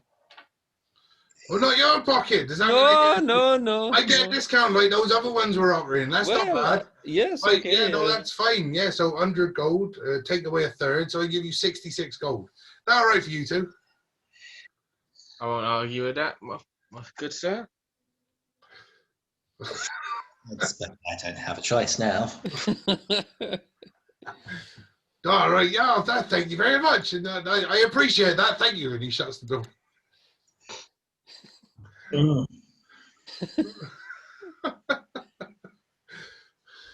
Go up to darkness. You can hear behind the doors. Well, we can still go on holiday. They gave us a discount. I go up. I like to do nice things. Don't I get something for that? No. Don't I get like you get like money? a That's what you get. don't I get like a I don't know a kindness point or something? Kindness point. If You're your character wasn't so damn annoying, I might have given you an inspiration. But he's just a pain in the arse. I go up to darkness saying, "You're trying to teach us to be, passive and go, not try to kill people. But you talk to people like crap. Yes, but I'm not engaged in combat, my friend. You must understand this.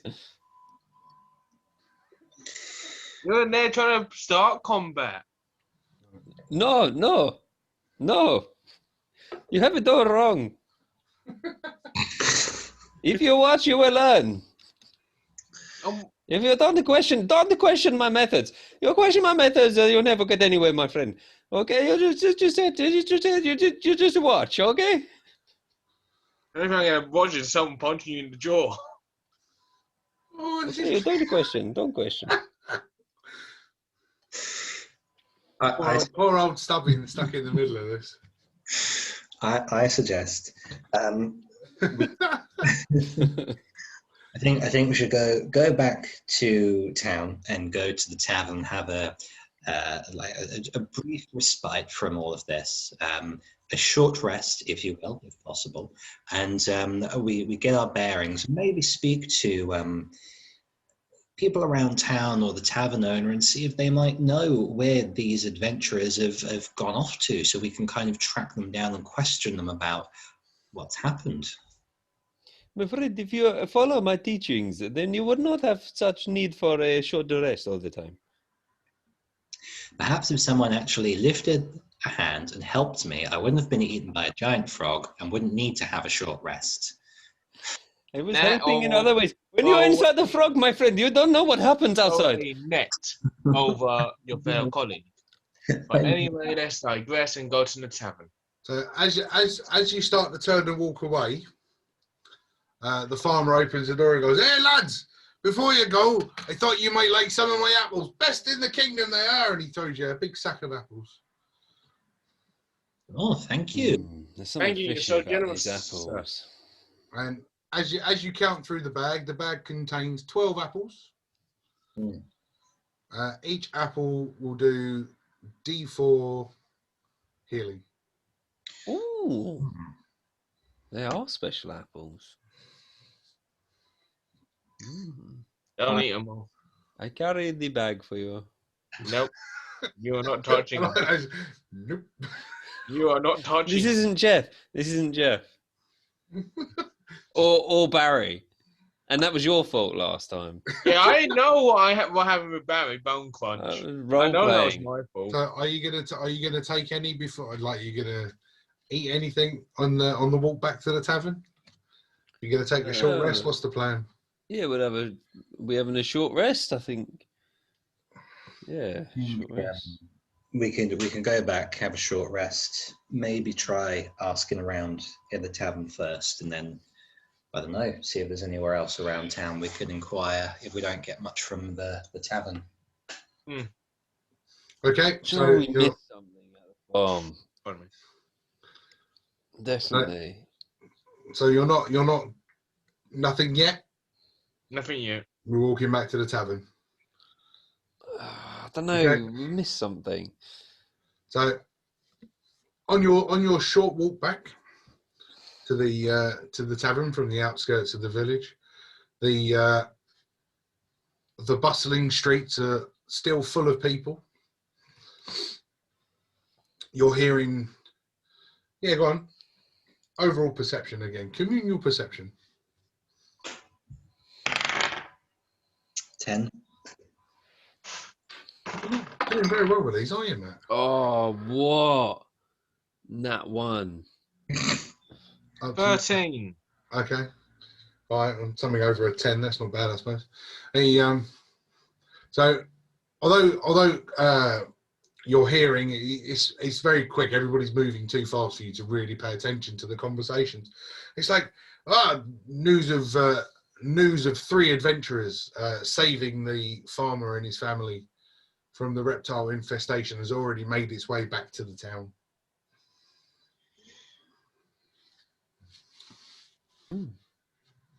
News goes quick around here. Travels fast around here. So, as you straight to the tavern.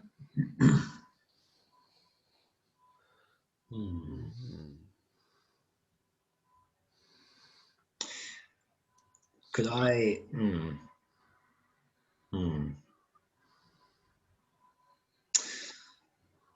Is it possible to try and speak to someone who we can hear talking about this, just to kind of engage them in conversation?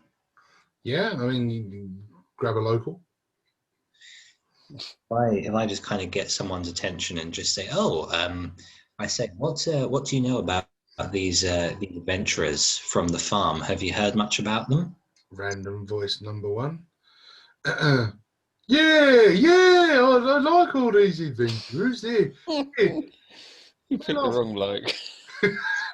yeah, I like the adventurers. They're doing a wonderful job around town. It's nice. It's all lovely. It's fantastic. You're doing so good. So how I just out of curiosity, where did you hear about them dispatching of these animals? Who did you hear that from? Oh, the town master. He just announced it in the middle. He went, "Congratulations for getting rid of all the reptiles. Here's your money." Like that. Interesting. I see. And do you know if he's still in the town centre, or do you know where he may be? I think the town master's gone into the tavern for his nightly, I see. Okay. Thank you, sir. Thank you. Yeah, no worries. Yeah. I believe these people are frauds. Well, something doesn't sit right, because you see, it seems as though, well, we did the job, and I need to know. so I think it doesn't add up here, especially since they sabotaged this farmer's poor farm. I say we go to the tavern and see if we can find this fellow and have a word with him. Yes, I believe this is a good idea. So just I'm going to try one of the apples before we go there. Okay.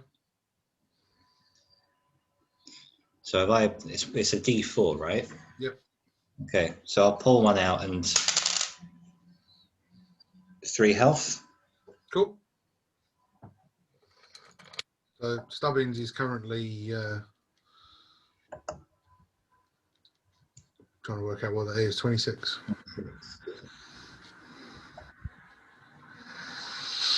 Yeah, and as you bite into the apple, it's the sweetest, crunchiest, juiciest apple that you've ever eaten in your life. And we've got 11 apples now.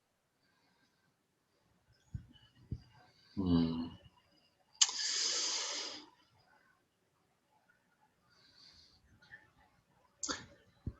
Let's go to the tavern then. Yeah, let's go. Let's go there. Yep. Okay.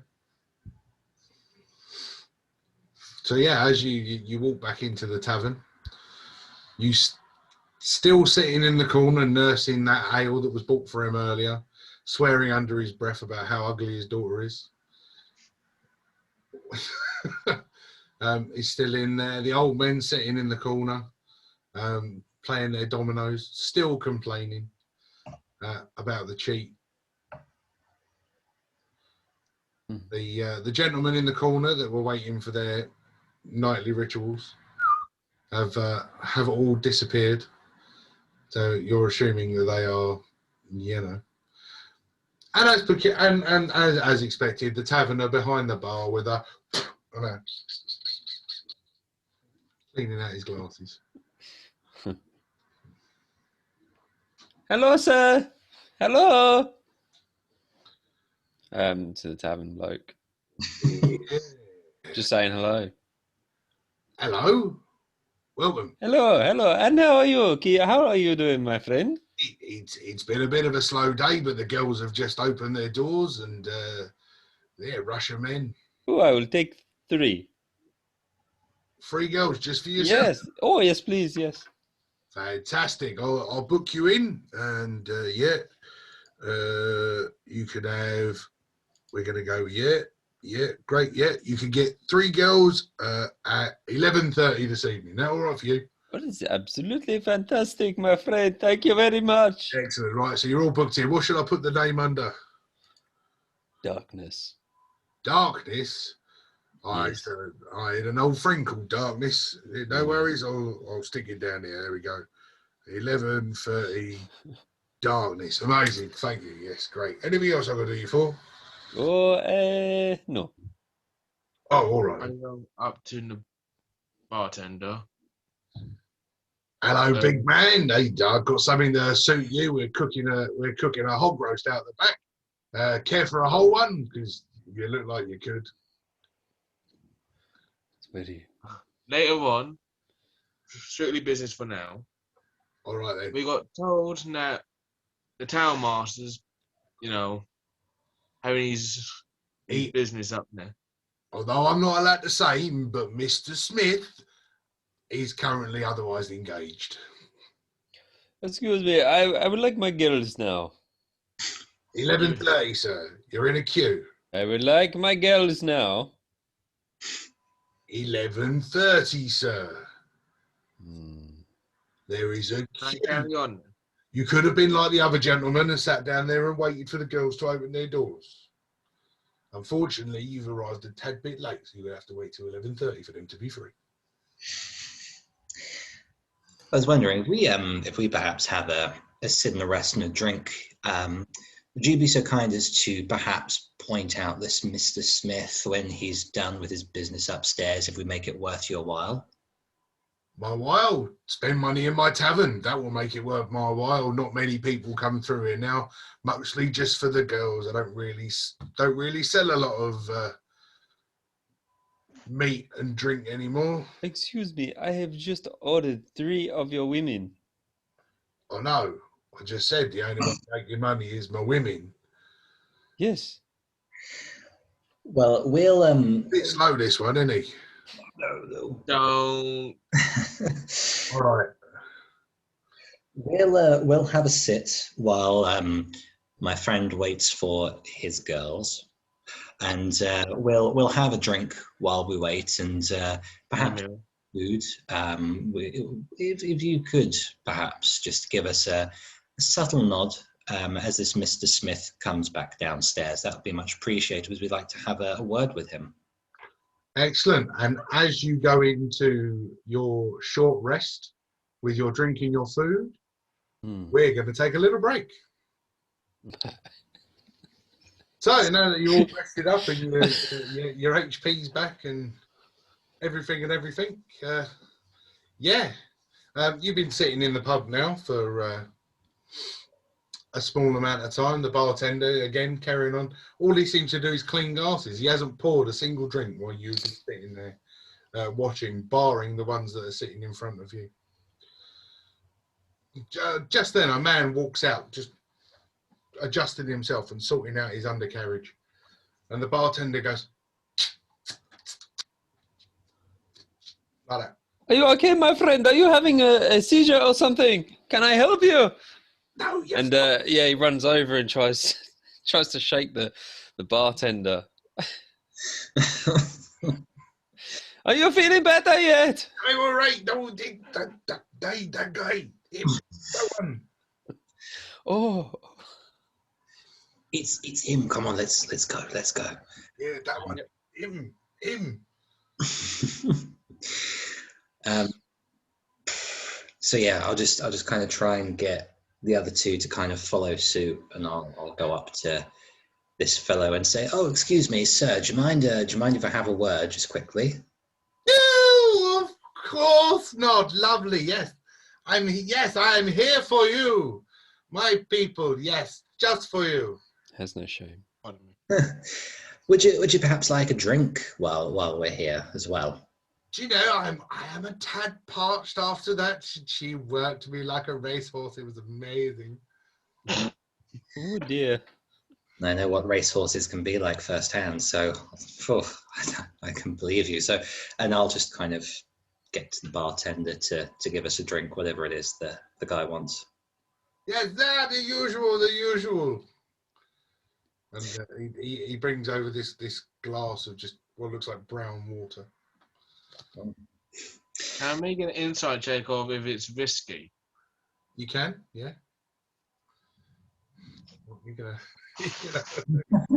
What is in the glass? What's in the glass? What's in the glass? No. That's an 18.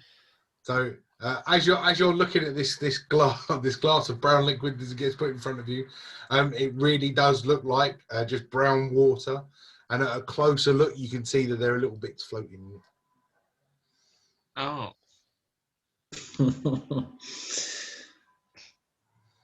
Sorry, I thought we had our target, to be honest. Drink up then. I will. You asked me to sit down. I've got to find my voice again. Yeah, there we are. Yes, you asked me to sit down. I'm sitting down. You gentlemen look familiar. Have I met you before? Well, this is the first time, I can assure you. But we've heard a lot about some other adventurers that are going around, and we were just curious because we've had some mixed opinions, you see, and I was just wondering if you could tell us a little bit about these adventurers that have been helping solve a few things around the town. Ah, yes, the terrible trio. Yes, they're wonderful people. They are. They got rid of a reptile infestation over on the local farm this morning. They came back. They claimed their 100 gold pieces from me. It was wonderful. The farmer was delighted, apparently. What? Well, there's the thing.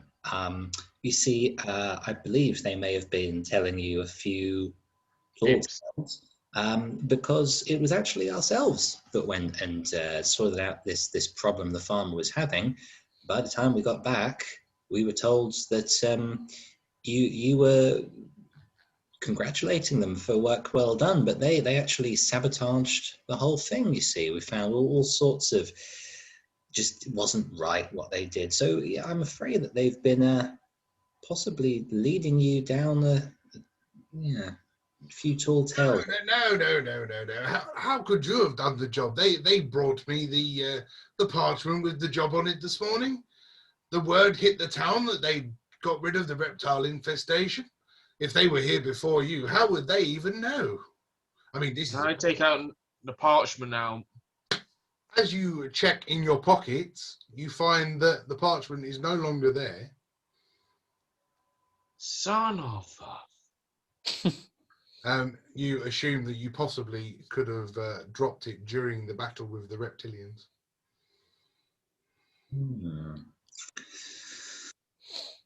Well, I think You assume. not Listen here, we Instead of losing my temper, I'm blowing my horn. we are the ones who did this. You must believe us. well, we two did. This fellow just kind of stood back and threw. Excuse me, I am showing you the path to light, enlightenment. Yeah, I saw By him chucking nets over coming us. towards me when I was in that frog's stomach. But either way, I already told you. Gentlemen, I'm terribly sorry, and thank you for the drink, but unless you've got some proof, there's nothing I can do. I've already handed the money over. What about you give us the information on these people? What information do you want? Do we have a Who they dwarf? are, what they are. There is a dwarf, an elf, and a very handsome, rugged-looking chap. I mean, I quite fancy him myself. Very dapper. But yes, that's about all we know. They came into the town a fortnight ago, and they've been doing nothing but solving our problems since. I mean, they've been a wonder to me, keeping the villagers off my back and not trying to impeach me and such, and yes, allowing me to carry on being town master. It's Do you know where very they pleasant.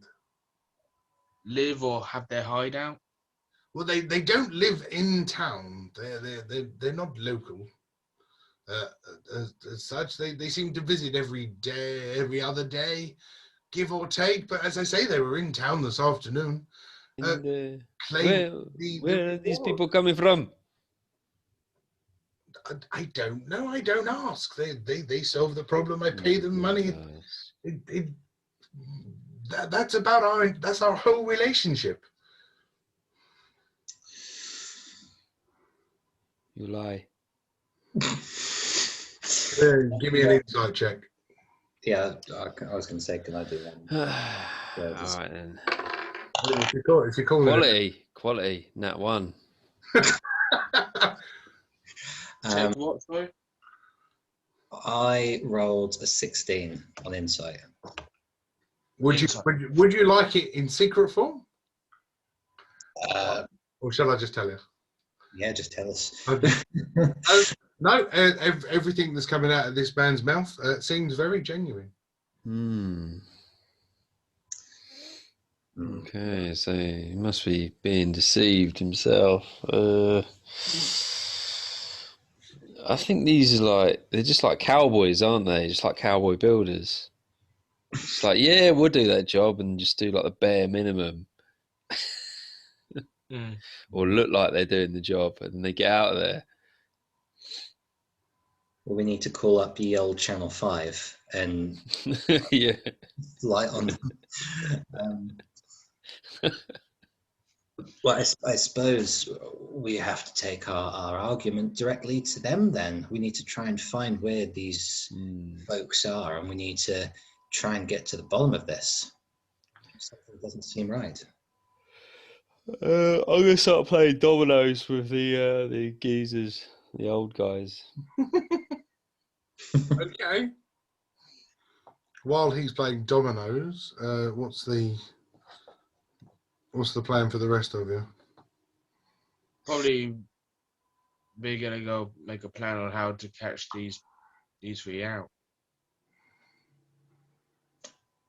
Before the town master goes, or we leave him, is there a way to?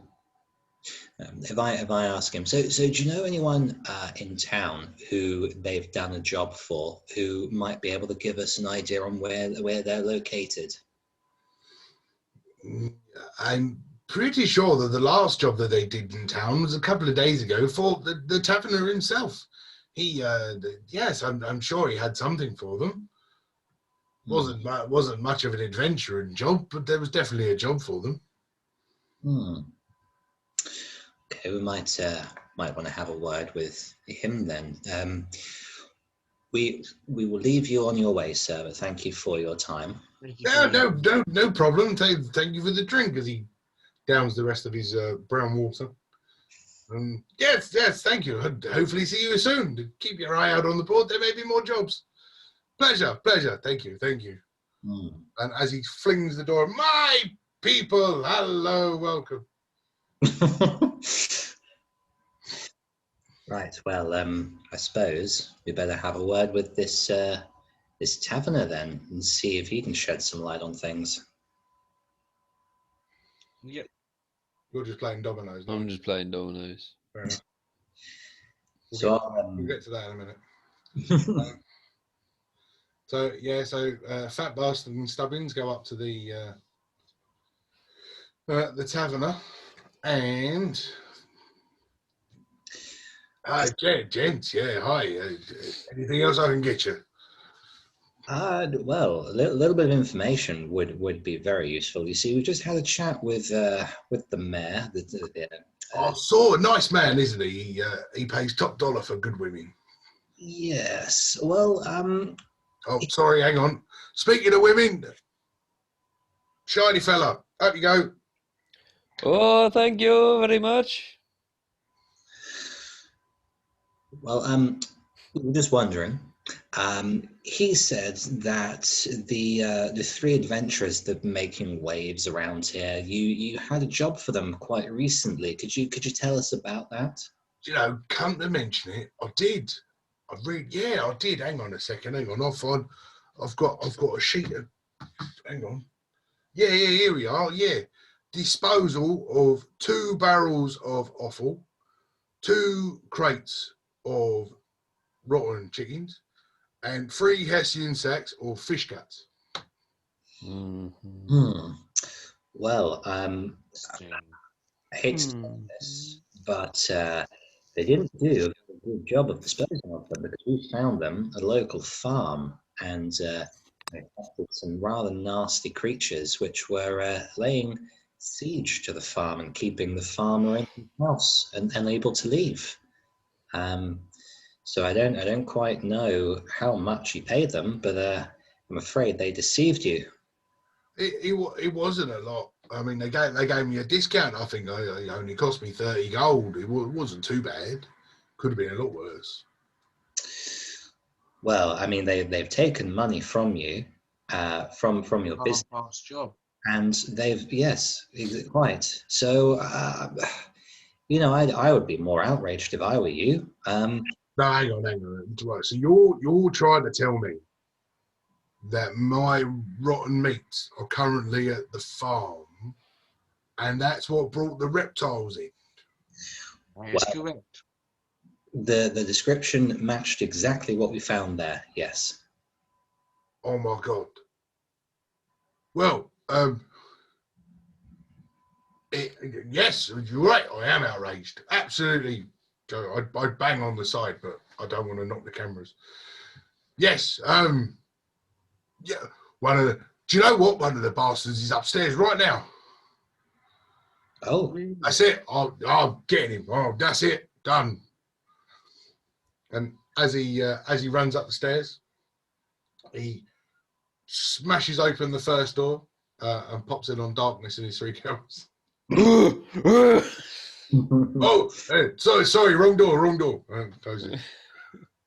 Goes into the next one. You hear clattering, banging, shouting of sorts, and a small dwarven man comes sprinting out of the pub, or sprinting down the stairs, and makes his way towards the exit of the pub.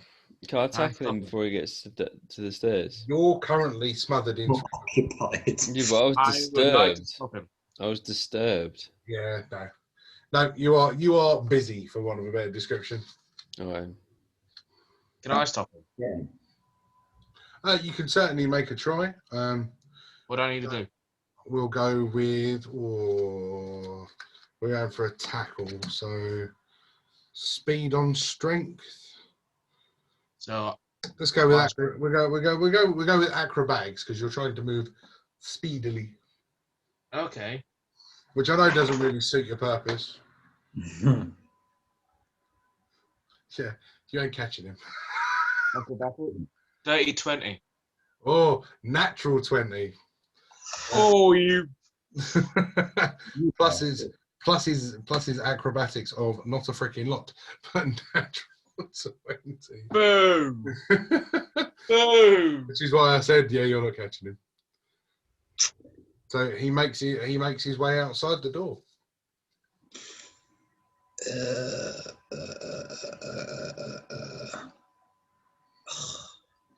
If I run to the door, seeing that he didn't get tackled and he's made his way outside, how far away would he have run by the time I get to the door? Well, you would have been, so if I say you're standing at the bar, right, fat bastard would have had to have moved 10 feet to get him, right? Further away, you'd have to move 15.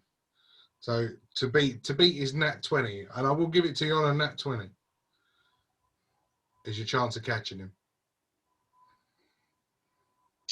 So I can roll as well to see if I catch him before he leaves. Yeah, if you want to make a roll on a nat 20, you do it because DC's high. This dwarf is moving sharpish. No, I did not get a nat 20. I mean, it's worth a try. The door flies open, and the dwarf sprints outside, and you just hear a shout in a low, gruff voice. They're onto us!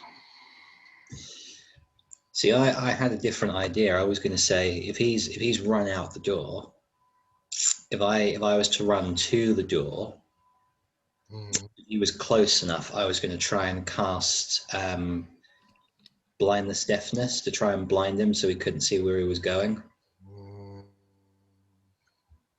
It was too late. It's too late. Yeah, I mean, given the speed that he was moving past Fat Bastard, I think by the time he got his hand on the door and you put your hand up to cast, it might have been a bit too. Okay. I mean, it's not very often a dwarf will roll nat 20 for acrobatics, so I'm quite proud of myself here. Okay.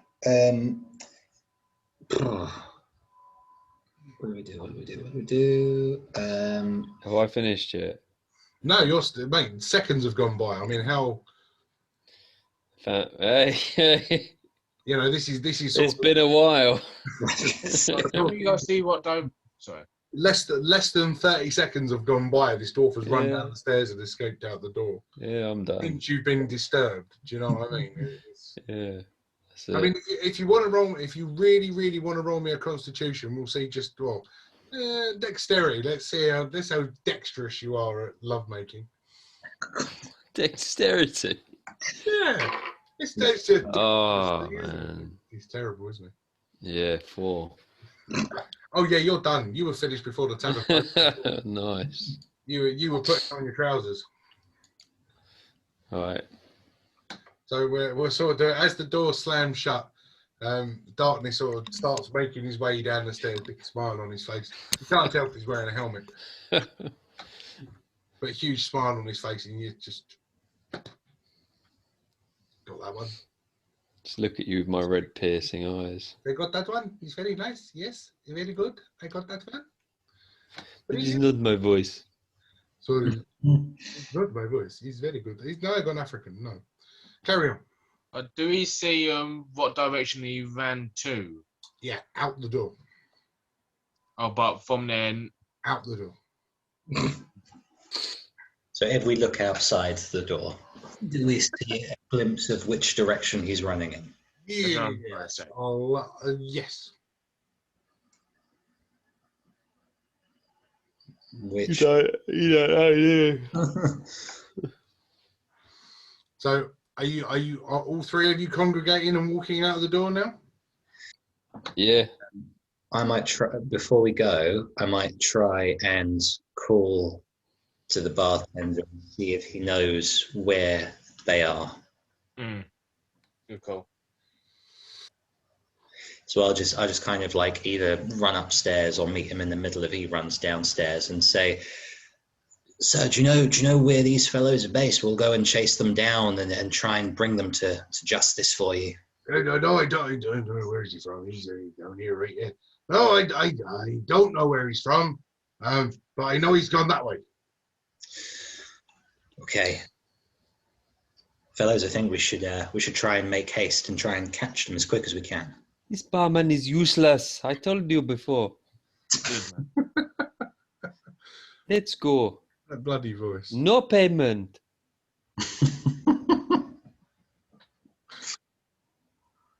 I'll get the money off you soon enough. Son. No payment for you. It's not payment for me. It's payment for the girls. You don't pay them. You answer to them. Yes, well. They enjoy themselves. Who's first out the door? I'll let Let's let Darkness go first. no, because he hasn't got to pay for the women. No, I'm going. Yeah, I'm out the door and yeah, running. Right. Keep up, fat bastard. Right. As you open the door, you are met by the dwarf standing there, fully armed, with 3 other people standing next to him. Oh, shit. Who are you? Who are you? What are you doing? Oh God! Right. The very handsome man, that's terrible. The very handsome, debonair looking fellow with the chiseled chin and the beautiful looks stands there and goes, "We're a better version of you." No, you are not.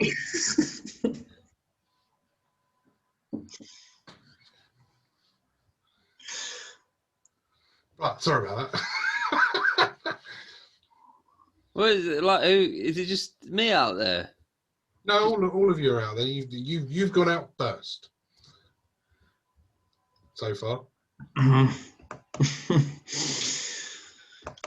Allow me to set the scene for you.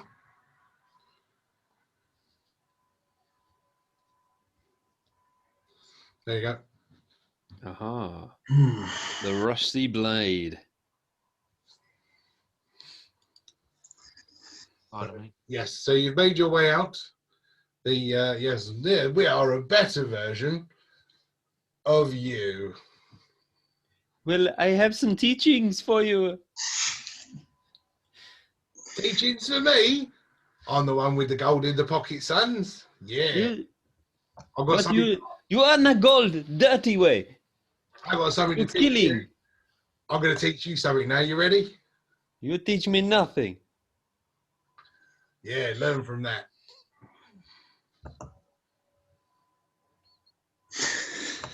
Anything? What? What did you do? Oh. Bad attention, sunshine. Come on. Yeah, that's what I thought. How dare you? I dare. Before I can kind of see where this is going. Before it progresses, am I able to? There's like an ability which druids can cast wild shape instead of casting wild shape with this spore circle. I don't know exactly how it works, but I can kind of, I guess, rally these spores up around me instead of doing a wild shape, and it kind of just has a couple of extra benefits when in combat. So it doesn't really say much about what you do. It just says that you can kind of channel magic into the spores.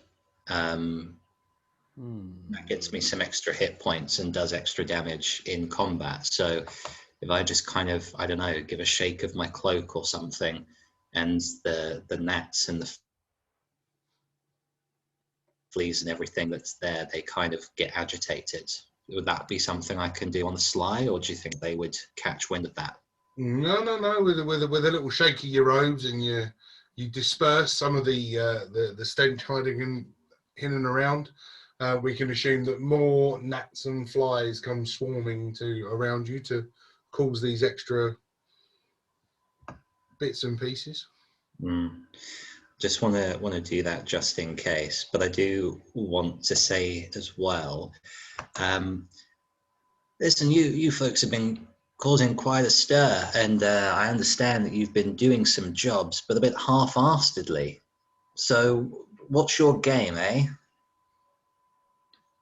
Our game is to make more money than other people. I think we're doing quite a good job of it so far. Well, can't argue with that, but it is at the detriment to these poor townspeople. So I think you should either come clean, or I think you should get out of the town before you do any more harm to these poor people. These poor people are getting exactly what they want. They're getting a job done. They're paying us money. No harm, no foul. Mine is not to reason why. Mine is but to sell and buy and make money. Okay, I want to. Easy doing it. You can easily leave the town the easy way or the hard way. Oh, them's knocks out the dwarf at the front. Them's be fighting words. Roll for initiative. I want to say to Darkness that, look, we did try. I hope you saw that we tried your way. Well, we can still try, my friend. Oh God. If you don't do anything, I'm going to punch you. This does not need to be the end, you know. I'm not even playing with him, and I hate him. Go on. 6. No, hang on. So 15 to 20. All right, sorry. Wow. Okay. What about 10 to 15? 14. Wow. Okay. Yeah. So 5 to 10. Yeah, 6. 9. Okay. So Stubbins, Darkness, smashing.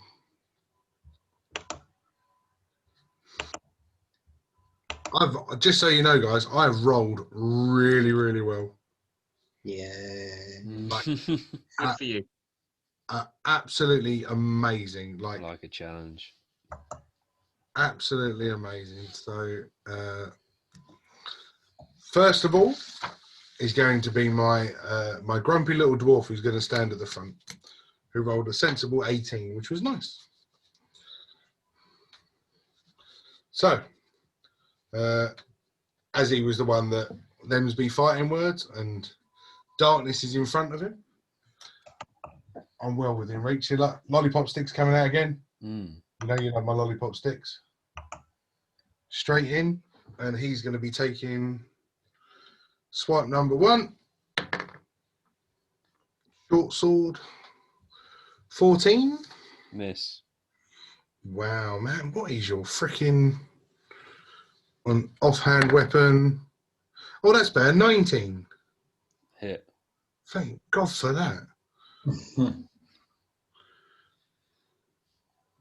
A whole D6. 3. Woo! You hurt me, sir. Darkness has finally been hit. Jesus Christ. Yeah, and then we move on to Fat Bastard. Okay. So, after him saying those are fine words, I'll go say, yes, they are. And I'll go cast Shatter to his 3 buddies over there. Okay. Sorry, did you say it was a 6 damage? Yeah. 3 damage. Oh, 3. Oh, nice. It was a D6, but I only rolled 3. Yeah. Sorry, carry on. So I grabbed my bagpipes, and with the traditional Scottish tune. I'm not sure how traditional shatter is. Is it? Shatter your eardrums. Exactly. Yeah. Go on. Yep. So you make a Constitution saving throw. Natural 1. Natural 1. And Yeah. 5. I think that fails. Yep. They all fail, and that's 3d8. I'm swapping dice. I've had enough of that one. Now keep those dice. They're good. No. 2 natural 1s on the trot. It's going. Nope.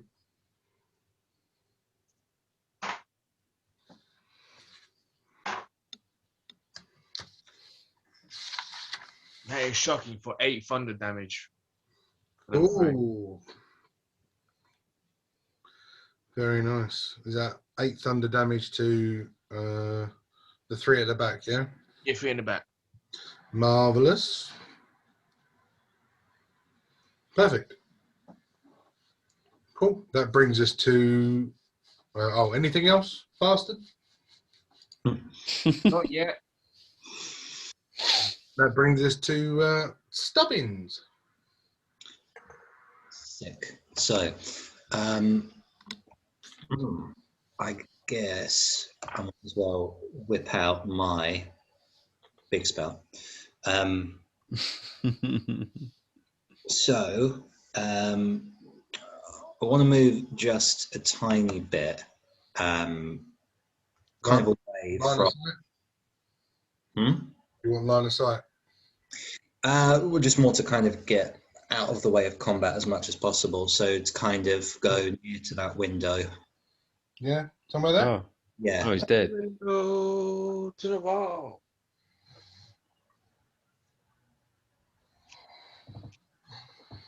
Okay. So I'm gonna double check in the details on this one.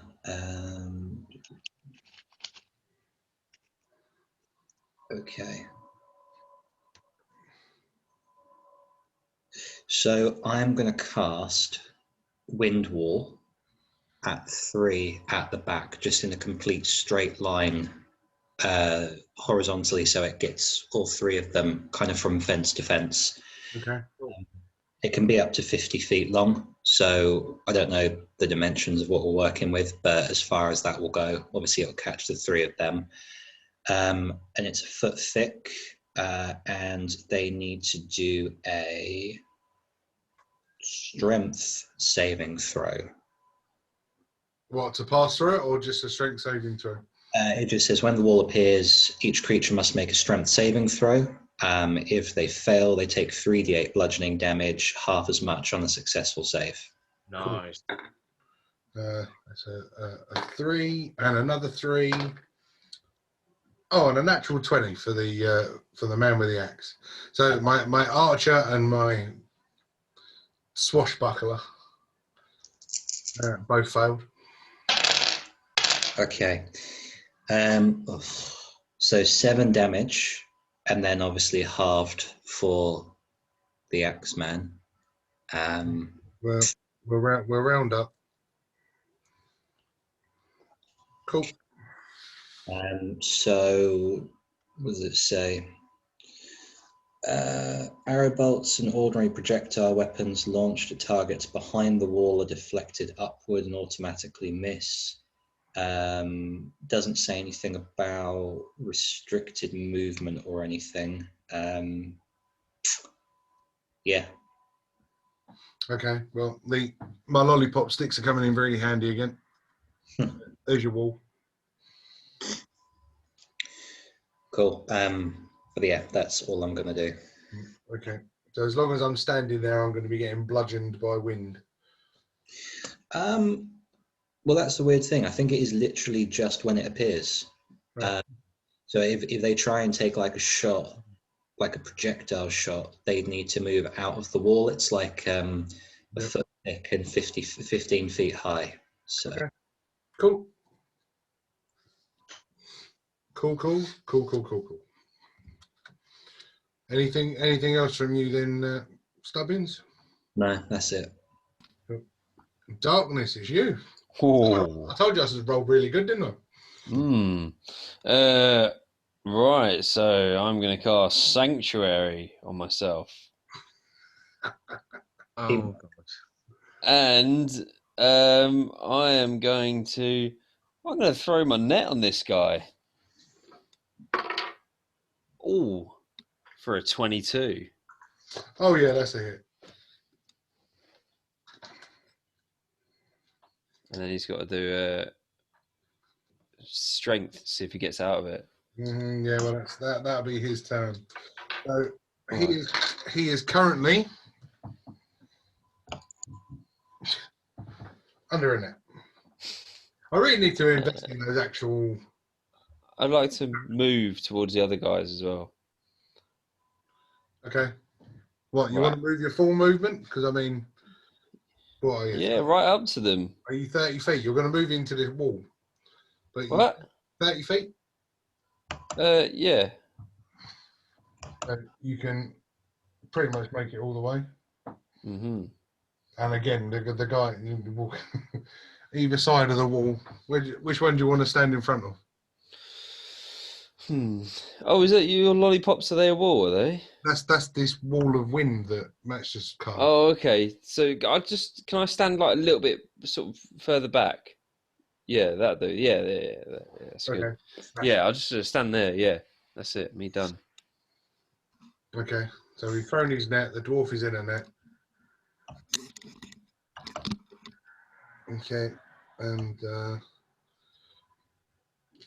excuse me. Okay, cool. That brings me to nothing else for you? No, that's it. Smashing. Right, well, seeing you approach and having this wall of wind, he sort of puts his hand towards it, realizes that he's been hit by all this debris and he's going to step through it, I suppose. And he steps through, coming face to face with this weird accented gentleman wearing all this armor. And he's going to step in, he's going to go, ha ha! Eat my rapier. I will not eat this. Oh, you might. 19. Yeah. Can I get a wisdom throw first? Oh, all right. 19 on the wisdom. 19 succeeds. Well, I'm going to miss the hit, aren't I? 14. Yeah, 15. Damn it. Fail. I don't like darkness. Sanctuary's this one stone that Dan will always use. Do I have to roll a wisdom saving throw to attack you? Just it's not every attack, is it? Yeah. So if I attack, right, the only way Sanctuary ends is if I attack somebody, then it ends. Mm-hmm. But I don't intend on attacking anybody. Excellent. Yeah, So you're just this huge wall of thing. Well, my second, my dagger again, because it's all part of the same attack, is a success on 19, right? Hmm. Yay! So D6 again. 2. I'm going to keep missing with the first one and keep hitting with the second. Two-handed fighting is useful, kind of. Next will be my archer, who not the brightest elf in the bunch. Now, if I fire a blooming arrow, this wind is going to flip it up, innit? Yeah, it launches it straight up in the air. Okay, so in that case, we're going to move to there, just for a better vision. And we're going to take our 2 attacks, both on Fat Bastard. 17 and 15. Poor fat bastard. Both hit. Poor fat bastard. And that will be 11 plus 4. 15 damage on that one.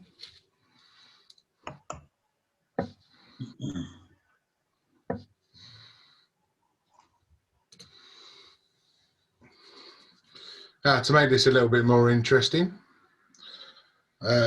you guys remember back to the description, it was 3 adventurers and a mascot.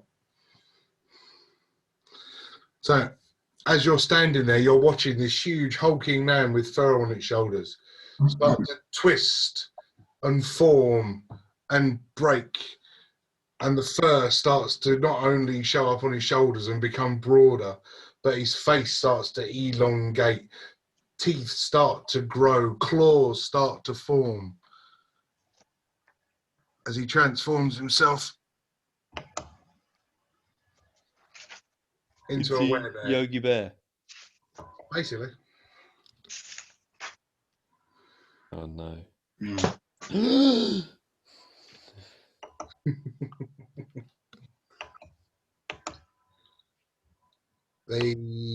That brings us to the end of the round, and then it goes to my vet, who is going to try and hack his way out of this net with disadvantage. That's a 5, so he's still stuck. So he's there, he's trying to chop away, but can't get any purchase with either of his knives or sword or dagger. Net wasn't such a bad idea after all. Fucking shiny boy. That moves us on to Fat Bastard. Yep.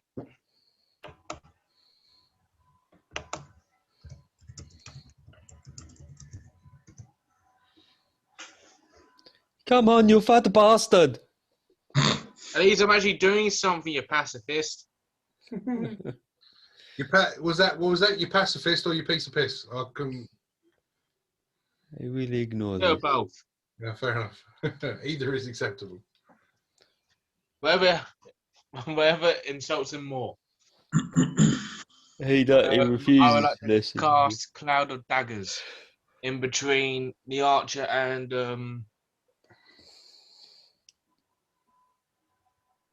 the other guy facing darkness.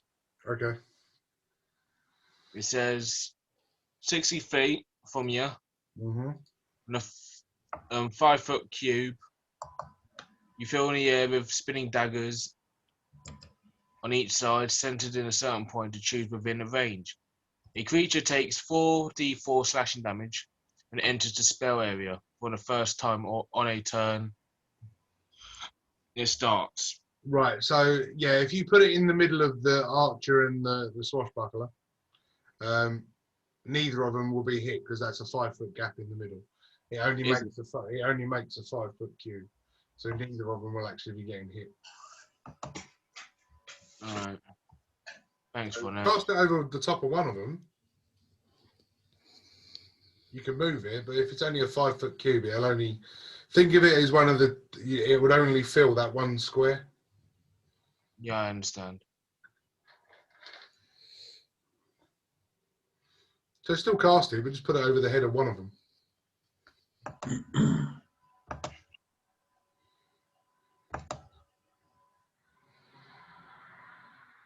Nah, I think I found something I could do.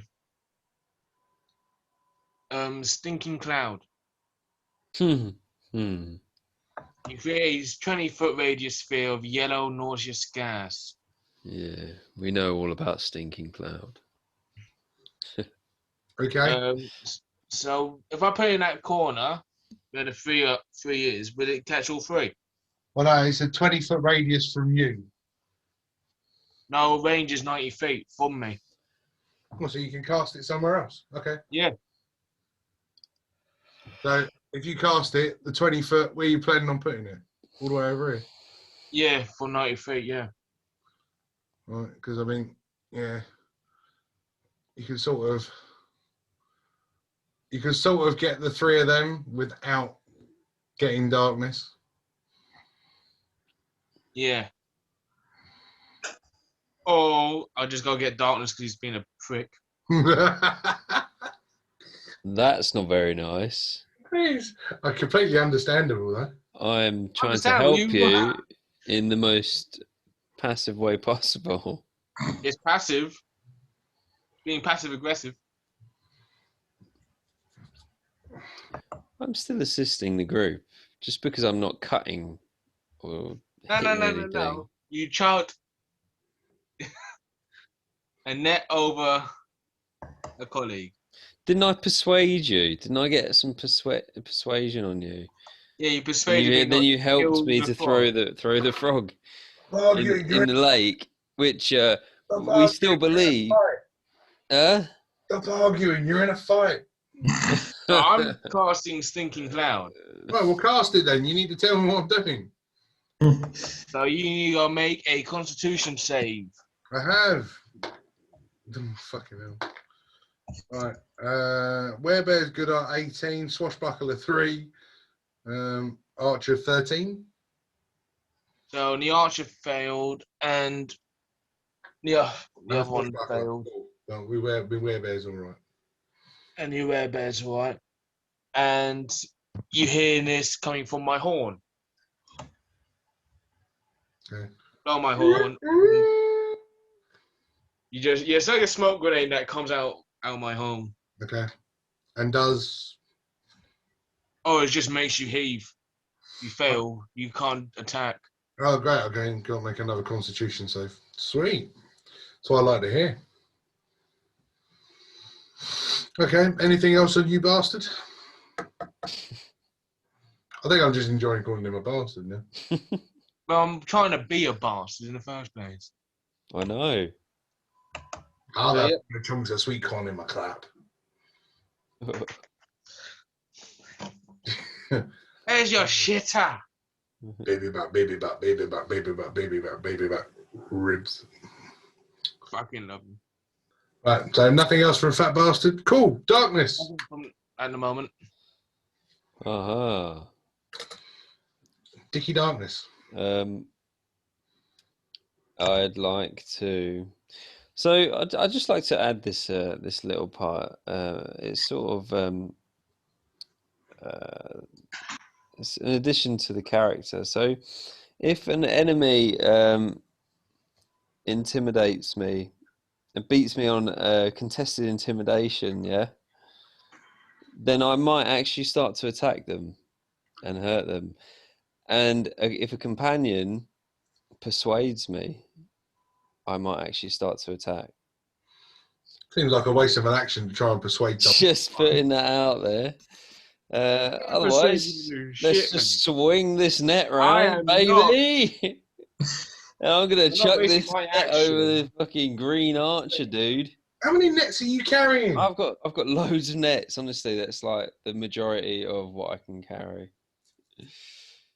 Yeah, Okay, so throw a net over the archer bloke. Well, I haven't got any more nets to use. Well, Oh, that's not good for a 9. nah, it's not going to happen. Oh, Maybe a miss. That's not very good, is it? Yeah, and nobody's hanging out yet, so yeah, let's carry on. Next. Cool. Okay. Well, whilst heaving and coughing and spluttering, makes it an 18 Constitution save. So no longer heaving and spluttering because of this stench that has been cast upon me. That is my action. Mm-hmm. So yes, I'm no longer heaving and spluttering. Marvelous. The archer, 16. Yeah. No longer heaving and spluttering. Marvelous. And yes, my big giant bear man is going to step forwards. He's going to stand in front of this weird looking armored man, and he is going to swing his great axe. And this might be the only flipping fella that I've actually got looking at you. Yes, 23. So you beat the wisdom. So Oh, that's fine. 23 and 22. Yeah. Yay! What's the great axe? I can't remember what a great axe is. Oh, yeah, that's more like it. Up there. You beat him to wisdom. 11 plus 4. 15.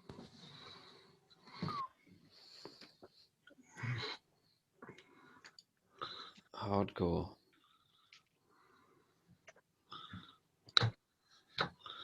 That's more like it. And for his second attack, he's going to take a bite at you. And your wisdom is shit.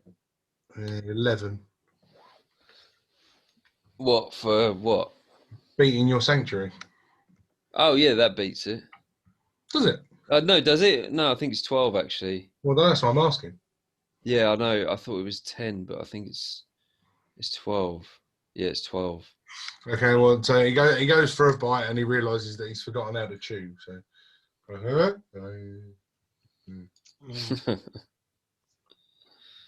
can come up with that. Right, and we go back to the dwarf who's currently in a net.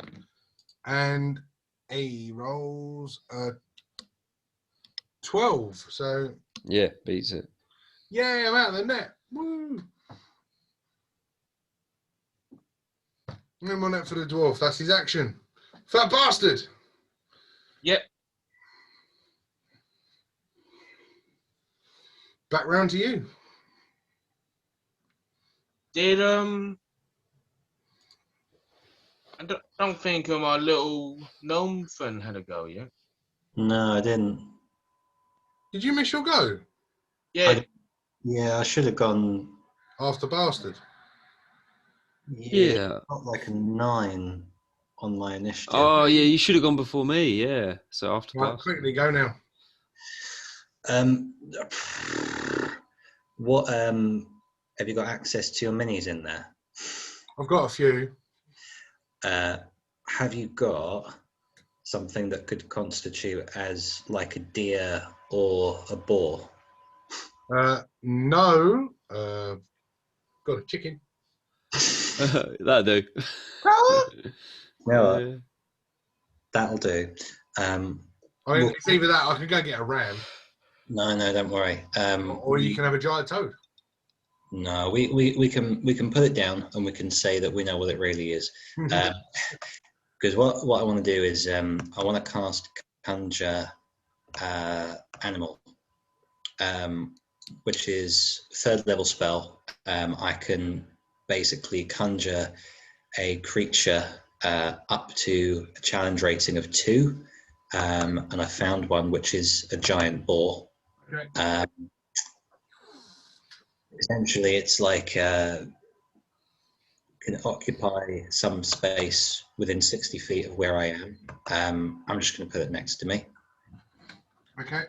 I have to roll its initiative, which will be.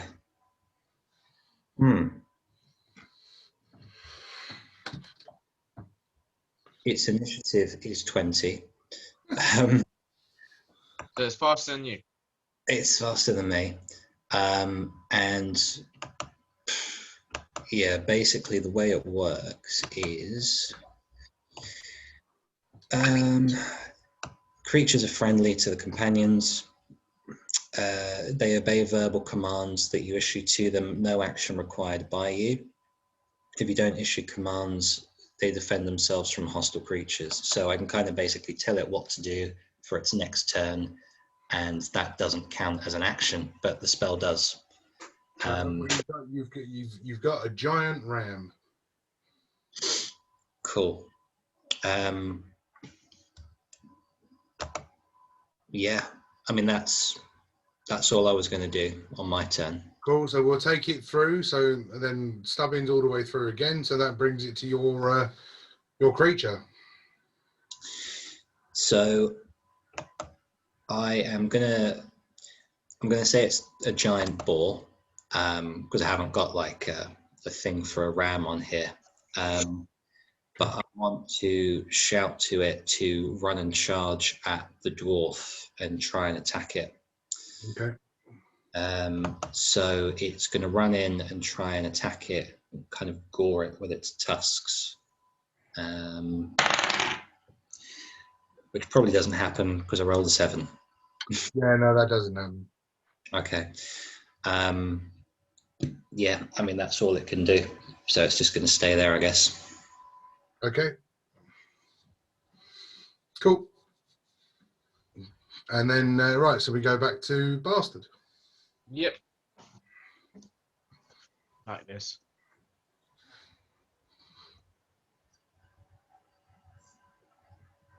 Okay, your gnome's already got a better animal companion than Tar. No.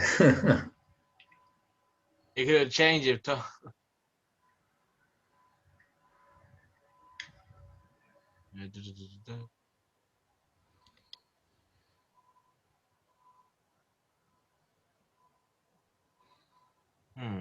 What should I do? Bastard's thinking. Nice. I'll do that. I'll go up. I'm gonna go up to the druid. Not the druid. The little midget one. The enemy midget. The dwarf. That one. I'm gonna go cast heat metal. Yeah, okay. On. What's he wearing? Anything metal? He is wearing metal armor. So I'm gonna go cast it on his armor. Okay.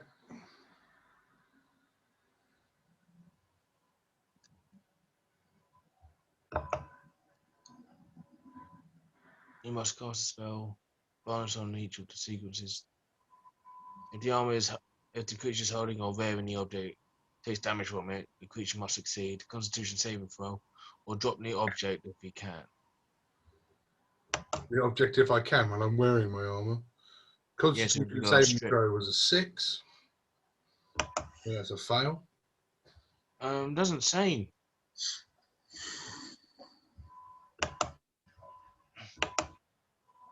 Doesn't say the saving throw. It'll be something plus your modifier. Yeah, it doesn't say. Well, 6 ain't gonna do it. So. Alright. So let's go. That's a 2d8.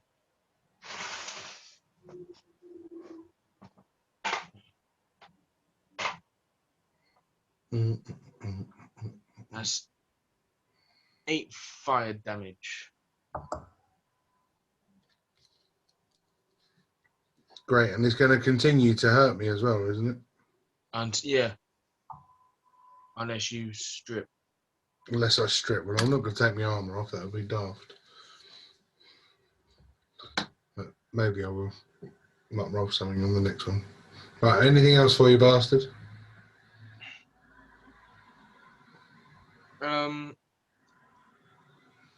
How is darkness doing? All right. Pretty much untouched. Oh, no, he's been it now. I've taken 20 damage actually, but I reckon I'll be all right. Stubbins has gone up to 59. What the hell? Oh, that's the thing that I did.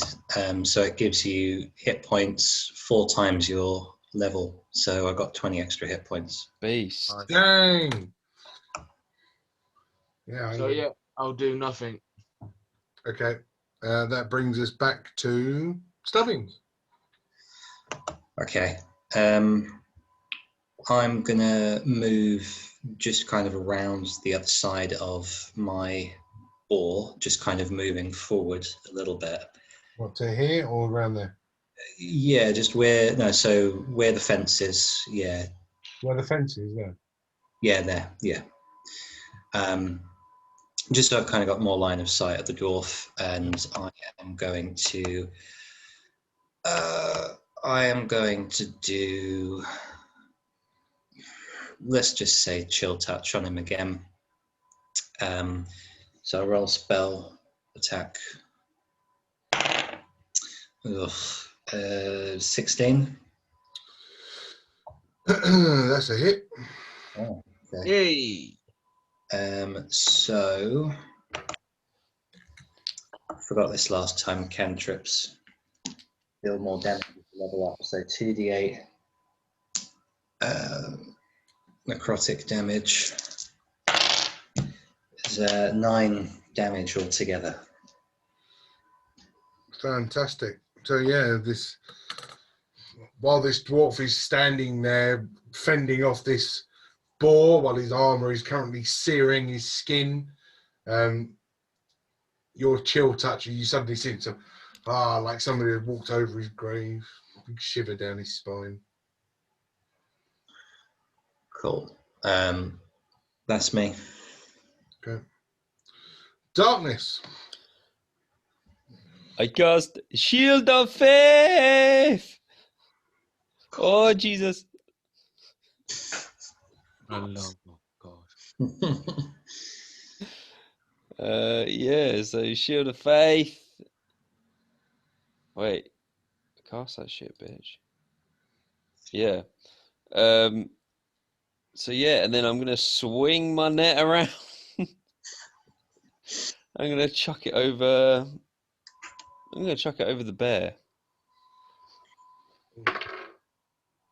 for a 10. Fail.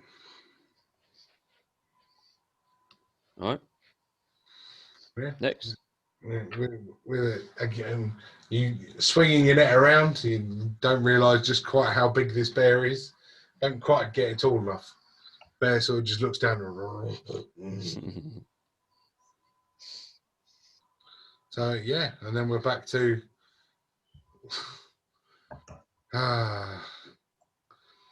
So what is Shield of Faith? +2 AC. Jesus Christ! Right, 14 on the Wisdom save. Yeah, pass. I don't even know what your AC is now. 21. Ah, just hits. Heck. Man, it shouldn't be that hard to hit a guy. Shouldn't be that hard. You're getting some good rolls though. I swapped dice to my favourites. Wisdom save. Nat 1 on the flipping dagger. That's nine damage with the rapier. 9. Wow. I am taking damage still though, quite a lot, you know. Well, you're standing there face to face with. Yeah, I'm drawing the damage, so you know I'm tanking it. It's my job. So that's you down to 15, right? Hmm. Remembering that there's 11 apples in a bag somewhere. Oh yeah, shit. No idea why I'm helping you guys, but yeah, there's 11 apples in a bag somewhere. Who's got the bag? Have I got the bag? No. You should have given me the bag. I should just shared the apples out. Right. Yeah, the archer. 2 more shots at Fat Bastard. 19 and a 6, so 1 hit. 7 more damage for Fat Bastard. Yep.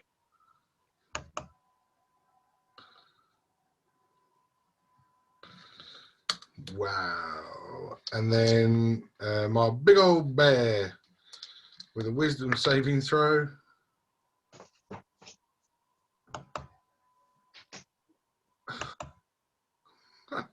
Of what's my brain gonna do? What's a bear's wisdom? Sort of 1. 12? What's the save? What was the save throw on the wisdom? What for me? Yeah. 12. Yeah. Yay! And then a 6 on the down and 6 on the attack. So right, go for wisdom again with a bite. 19 on the attack. 2! Again, he's forgotten how to choose. That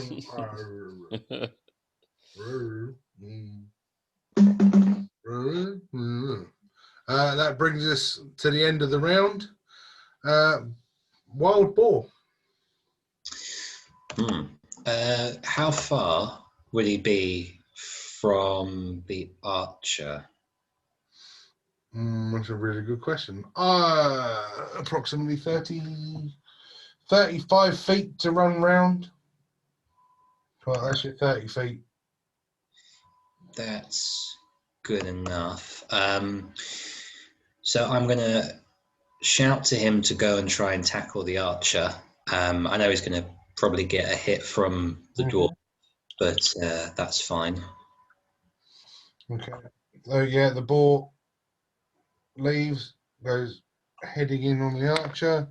I take the swing of a 19. Yeah, that hits. So the boar takes 6 damage. Okay, cool. So as the boar comes running into the archer, he's going to try and get him with his tusks. Ugh. 13. That's a hit. Oh, okay. So it's 2d6 plus 3, which is 11, plus if the ball moves 20 feet straight forward, the target hits it with its tusks, it deals an extra 2d6 slashing damage. Nice. Yeah, we'll go. Yeah. I mean, you definitely got 20 feet running through. So that's an extra 10 damage. And it says he has to make a strength saving throw of 13 or be knocked prone. What was the complete damage? So he did 10, and I think before he did, I want to say 6. Yeah, and I think that's a bit lower, but we'll say 6, so 16 altogether. No, either or. So as this, I'll do the strength saving throw. Look, there's going to 3. So yeah, as this huge ball comes steaming towards the archer deer in the headlights, petrified. The boar comes crashing through, slamming the archer through the fence. Oh, shit. And the archer's dead. Wow.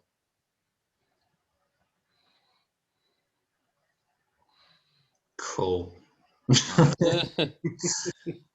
I mean, I was going to say that's all he can do, but that was a lot. So, Hold on, Piggy. Yeah, that brings me to. I'll shout. That'll do, pig. That'll do. Yes. I was waiting. Right. Yeah, just being my dwarf. He's going to step in with old fat bastard. You just need to go take damage. Or do the. What's that? No, I haven't. You've still got heated metal on. Yeah. Unless you want to go take off your armor. No, I'm still going to wear my armor, but you roll my damage. I don't roll my damage. You want my You con have to take a save? save. You want my con save of 17? I mean, Let me so roll. Constitution, you made it. Thanks. I mean, that's my action. I've moved into combat.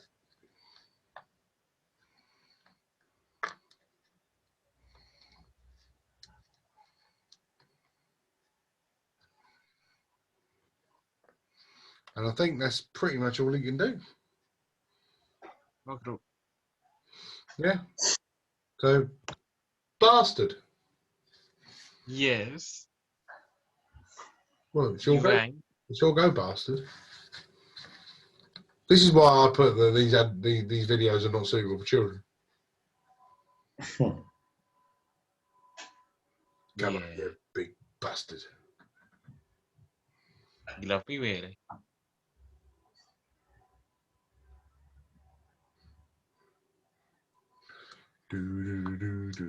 So I see him coming up to me. I said, okay, you want to go, swing blades? Okay. Take out my longsword.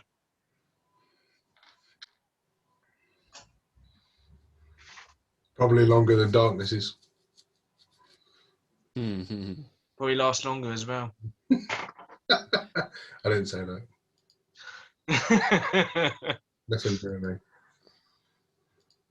Well, 21 to hit. Oh yeah, I mean, wow. And I'm using it two-handed to swing. Mm-hmm. Because why not? Cause why not? For a 9. Cool. I can't count. There we go. Very nice. Yeah. So this dwarf's just trying to pat himself down to calm his burning armor down, and you take advantage by swinging down with your huge sword, just a big pow across him. He's looking hurt, looking really, really hurt. I didn't even get a chance to say that about the archer, because it went from feeling fine to dead. So, but yeah, this dwarf is looking a bit bloodied, but you can see one side of his face is drooping a little. Right. Move on. Anything else from you, bastard? Just one strike with your longsword. You just one strike with my longsword. Fair enough. Stubbins.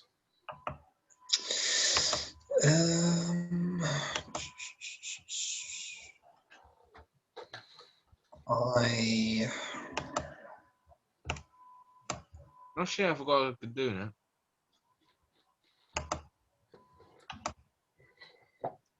I'm gonna move just a tiny bit. If I can move kind of towards the lolly stick a little bit more.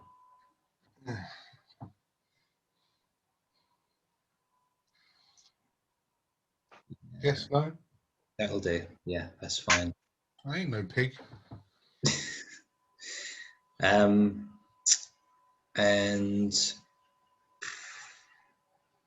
yeah, I'll just cast Moonbeam again on the werebear and the other guy, kind of like at the point just behind them to catch both in the beam. Yeah, so it avoids. Yeah, got that. Yeah. I mean, it won't do anything just yet, but on their next turn, they need to do con saving throw, and then they take the damage if they fail, or half as much if they pass. Yep. And yeah, that's all I'm going to do. I'm just going to wait for their turn. Okay. Darkness. I'm going to grapple this bear. That'd be interesting. Oh god. Going to pin him down. No, I don't think you are. I get advantage. Oh shit! Why'd you get advantage? Because that's a feat. Okay. Yeah, you're a grappler. That's fine. I still don't think it's going to help you, mate. 15. Dirty 20. Oh shit! Never mind. So you're currently you're standing there in a collar and elbow tie up with this bear.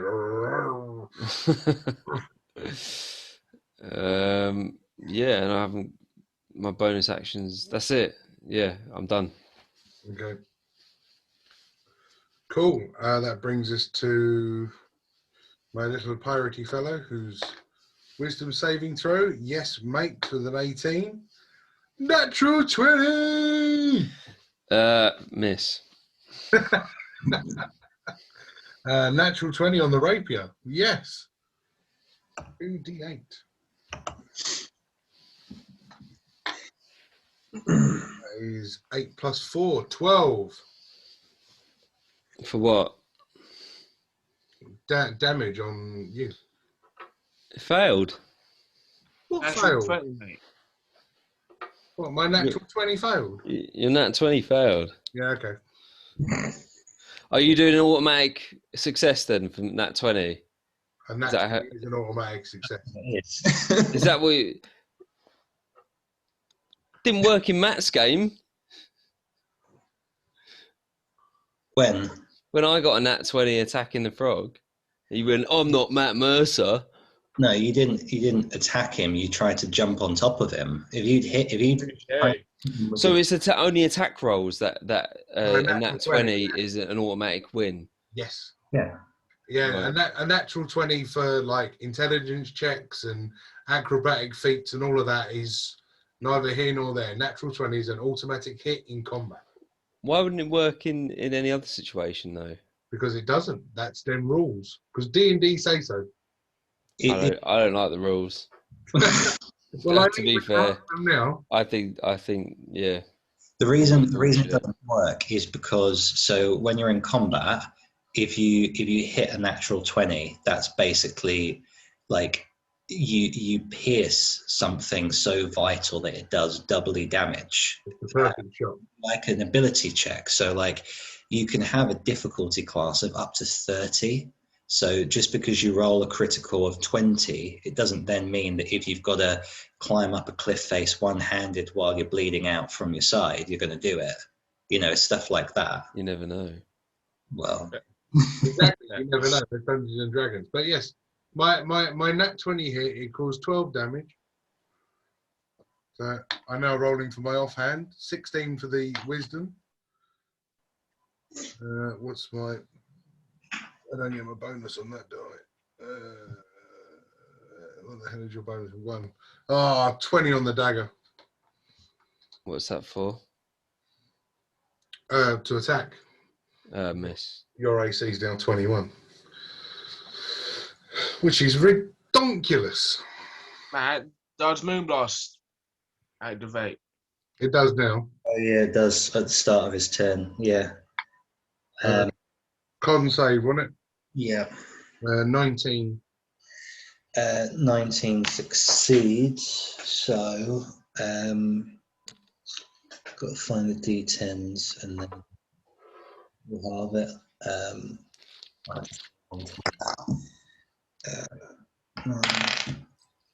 So it was 16, so 8 damage. Cool. Will that be the same for the werebear? Because it's his go now. It depends on how you're doing it. If you want to do a collective roll for both of them, then yeah, we can say the same, that they takes 8 damage. Well, no, the werebear failed, so Okay. that will take the full 16. Yeah. Cool. So yeah, werebear failed his con save. The werebear has had enough at hitting this this man. He's aggravating him. So he's going to leave combat, and he sees this little dude standing over there. So you've got a chance for an attack here, Darkness. As the werebear's left your range. No, I'll leave him. Man, man, he's such a douche. Right. So yeah, the werebear's going to be taking a swing. Two attacks on this gnome. He does take damage by coming into melee with me, though. From Go on, we'll do that first. So, because I activated this ability, it's 2d4 damage this time. So, 5 necrotic damage Okay. comes towards me. Right. So the bear's taking a swing with his great axe. And is running at 14. It hits. Cool. Oh dear. Oh man, what a crap roll. 7 damage on that. And yeah, with that really weaselly attack with that, he's now going to try and take a bite out of you. Well, that's a bit better. 21. Yeah, that hits. Fucking hell. And the bite was... Ooh, that's quite respectable. 2d10.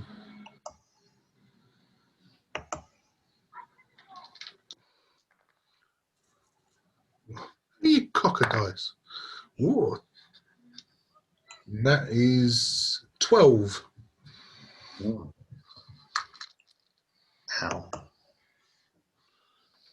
Stubbins just got hit for... Nice, down to 40. Still above his originally starting hit points, but yeah. Respectable round for the werebear. That brings us to the end. Ram. Or boar. Sorry, boar. It's a boar. It's not a ram model at all. It's a boar.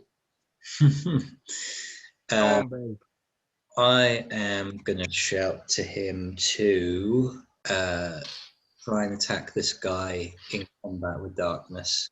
because he looks really, really bad.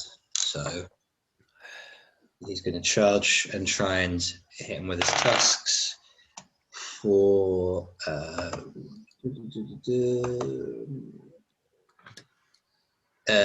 18 to hit. Oh, that's a hit. Okay, so 2d6. 5 plus 3 is 8 damage. He doesn't get the extra damage because he needs to move at least 20 feet. So, yeah, that's it for him. Oh yeah, so he's gored into this this handsomely gorgeous man, or gorgeously handsome man. Yeah, shoved his tusk right out of him and starts shaking him around a little bit. And yeah, as the swashbuckler hits the ground, he's not moving. Yay. He's the MVP of this, isn't he? Yeah, he is the MVP.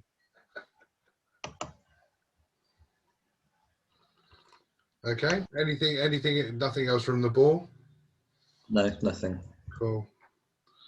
Brings me to my dwarf.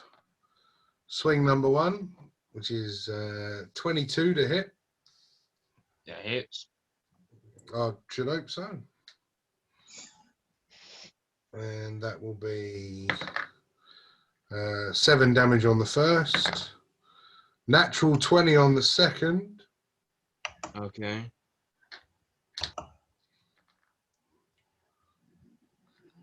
And another 6.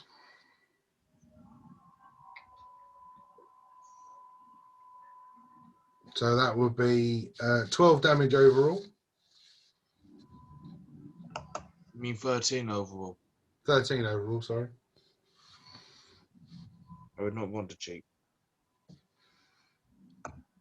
Bloody hell. Yeah, 2 of you are looking in.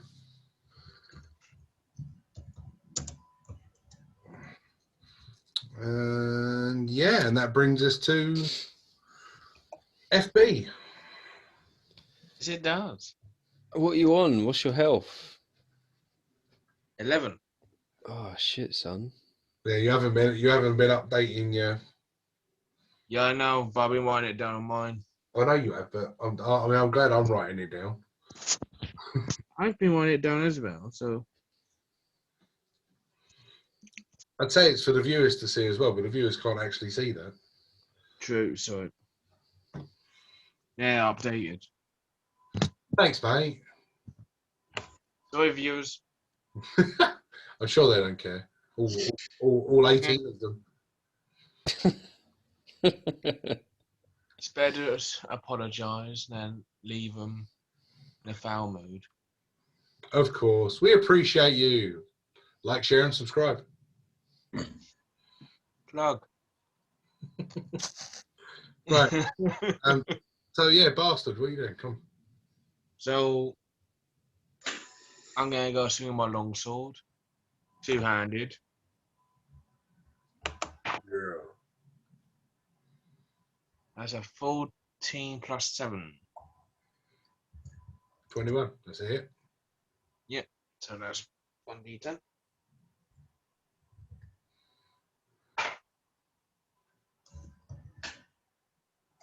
Or 9 plus 4. So that's a 13 select. 13. Smashing. Cool. Yeah, so as you strike down with this sword, I mean, this dwarf has he's been stuck in a net, he's been burned, he's been death touches soul, and as you bring down your long sword and strike him on the shoulder, it just embeds that little bit. You can go like that, and you hear the crack of the collarbone, and as you draw your sword out, the dwarf drops. And he's no longer moving.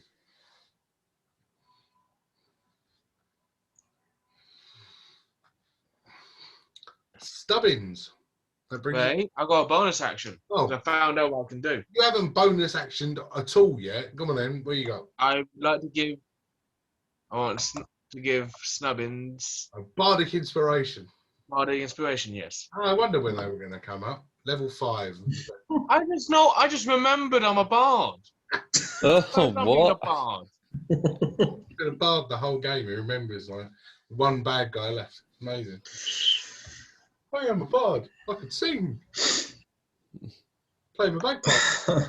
Been popping out my horn. You know, just bard. Yeah, I'm a bard. I just thought I was a musician.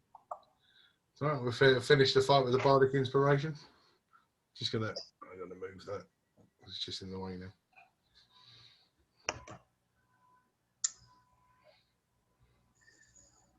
So yeah, I'll give that to yeah, 1d8. It's 1d8. Yeah, I was gonna say level 5. It would have gone up a bit. Yeah, 1d8. Cool. So you got a d8 that you can add to any d20 roll. I think it is. Any ability checks, attack rolls, or saving throws. Any d20. There you go. See. And that brings us to you then, Stubbins.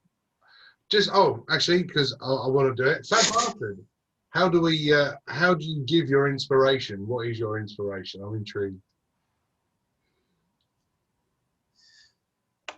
Fair enough. Let's go see what instruments I got. Bagpipes.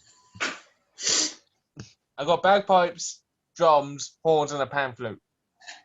Okay. So what is it? What inspires Stubbins? What gets him in the mood? Who knows? He's a hermit. I don't know. Well, I feel very unmotivated. I'm trying to think here. You're putting me on the spot. Your spell fails. I, Put you on the spot. This is the point of role play. It's all on the spot. I know. I'm not a very role-playing person. I go to attack him and I get my dagger out and I go like, ugh, and I'm like, do you know what? I don't feel very inspired today. Put it one more call. I didn't quite do it for me. Right. I see what you're trying to say, but it just doesn't do it for me. Yeah, I'll take it. I might use it. I don't know. I'll let you know. I understand what you're trying to say, you lot. Right. Yes. All right, Stubbins. That brings us to you. Okay. I'll do Flame Blade again as a bonus action. So I'll just kind of, again, put one arm out of nowhere. This fiery scimitar-like blade appears out of nowhere. And I'll just try and hit him with it. As I'm right there. So, might need that dice. All of a sudden, I do feel inspired. I'll play my drums. Fuck it. My little drummer boy. Okay, that helped. So it was 14 to hit. That's a hit. Cool. So the Flame Blade is 3d6 fire damage. So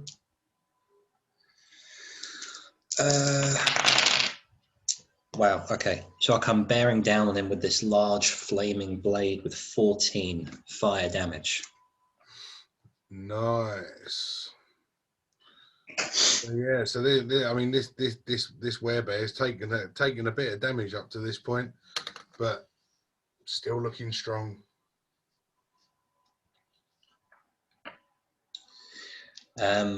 That's all I'm gonna do. Cool. Darkness. I cast Find Steed, and I cast a giraffe. What? Can I have a giraffe mini? Put a giraffe mini on there, please. Giraffes don't exist in Dungeons and Dragons. Yeah, this is Oh, this is God, right. oh, this one does. This one does. No, This is a special giraffe. They are nowhere in It's existence. a giraffe. It's a giraffe. No, keep going. It's called a giraffe, and it's got a really long neck, right? It's quite big, and it's got these sort of like patches on it. Yeah, still no. So I'm riding on this giraffe. You so persistent? All right, I cast a snail. You're going to ride a snail. Yes, I'm going to stand on the snail. Kill it. French. Oh, God. Okay. I don't even think there's a card for a snail either. But go on, okay. All right then. An elephant then. Yeah, maybe. You got an elephant? Why would I have an elephant? Dungeons and Dragons. Well, loads of other shit. Yes, D&D stuff. Do you want have a giant toad? I'll tell you what. I'll have a snake.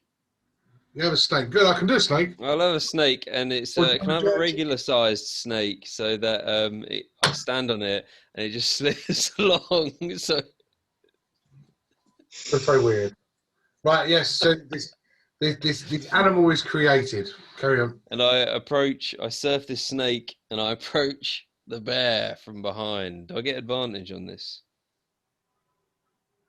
Advantage on what? You haven't told me what you're doing yet. Well, I'm going to throw a goddamn net on it, of course. All right. No. Why not?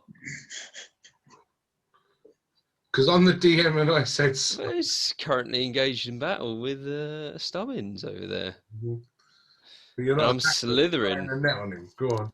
Yeah, all right. I'll tell you what then, Dan. I'll give you advantage on throwing the net, but disadvantage because you're riding the snake. So disadvantage then. No, that makes it a normal roll. Normal All right roll. then. 13. 13. That is Oh, actually. annoyingly, that is a hit.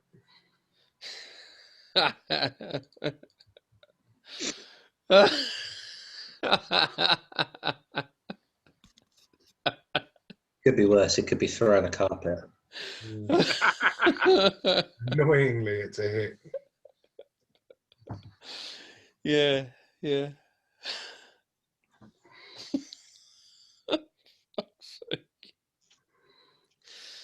Yeah, finish. And actually, oh, fat bastard, you're looking a bit worse for wear. Nah, you'll be all right. Yeah, that's me over. That's me finished. Right. Yeah, right. That brings me to the werebear. Who's going to use his first action to get out of the net? It's going to take 2d4 damage as well. Yep. 2. Good roll. Okay. Right, so the net is off. So yeah, this bear, it's got rid of the net, and it turns around to the stupid person that threw the net over him, because he's not appreciated being net, as you know, as animals wouldn't appreciate being netted. Makes the wisdom saving throw +4, 22 to hit. Yeah, of course it does. And that is D12. Oh, well, He's dead, basically. You could save all the rolls and just say your character. well, you know, I was just looking at, you know, my weapon bonus is +4, and you've only got 3 left. So.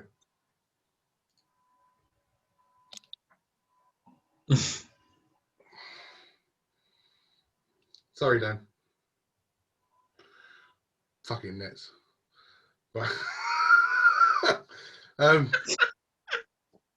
Yeah, that brings us to the ram. Time me, Pete. Yeah, it's worked so far. So he's just going to run up and try and gore the bear. That is a 20-foot gap as well. Okay. He runs over the top of darkness. He's laying on the floor. Full stretching jump. Okay. This could be it, guys. 19 to Come hit. on. That's a hit. Okay. God, I keep losing my dice. That's so many. You've got more than me. So 7 damage for the first attack. Yep. And then with the bonus damage, it is another 8 damage. So 15 altogether. So, Stubbins, describe the kill. Yes. You only need to get one. I've realised I haven't named him yet, so I'm going to call him Babe. Even though in my mind, this is a huge, like, dirty, smelly pig with matted hair and everything. So I'm just going to crawl over. I'm going to go, Babe, quick, finish him off. And then he's going to kind of go like, and just run in and just gore him straight through the middle with these large, kind of malformed tusks. And as he kind of steps back and pulls the tusks out, the bear bleeds out and just drops on the floor. Very nice. Welcome, everyone. I'm doing my saving throws. It's all right. Now you're out of combat. 15, 2, 16. Oh, hang on. 15, There you go. 2 revived. successes. He's standing up on 1 HP. One of the others would have just come over to you and fed you an apple. It was fine. I prefer doing it that way.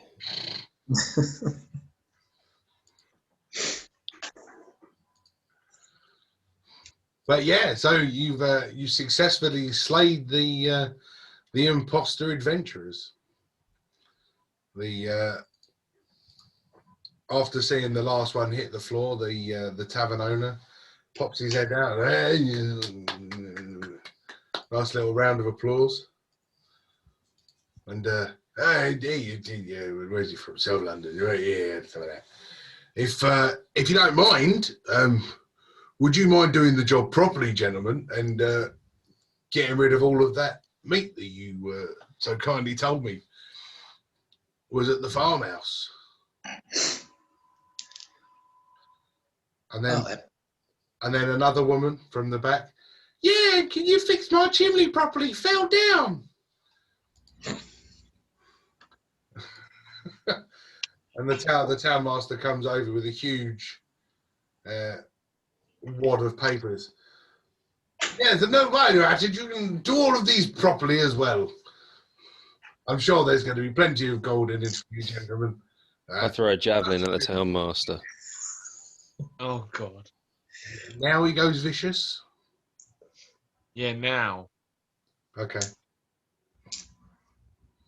Got to throw a javelin at the town master.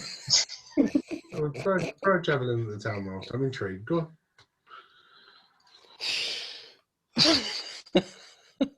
10. 10 missed. Yeah. I like your spirit, sir. Yes. Please take these sheets. And yes, I'm going to go and change my trousers now. That was a little bit close for my liking. Yes, and sort of walks away, sort of pulling his trousers out of his crack. Little streak starting to show. Someone threw a fucking javelin at him. I throw another javelin at him as he's walking off. Yeah. He's had all these javelins, and all he's done is through nets. I missed again. Oh my God. Probably a reason he didn't throw him up and down. Oh, shit. Oh, why? But yeah.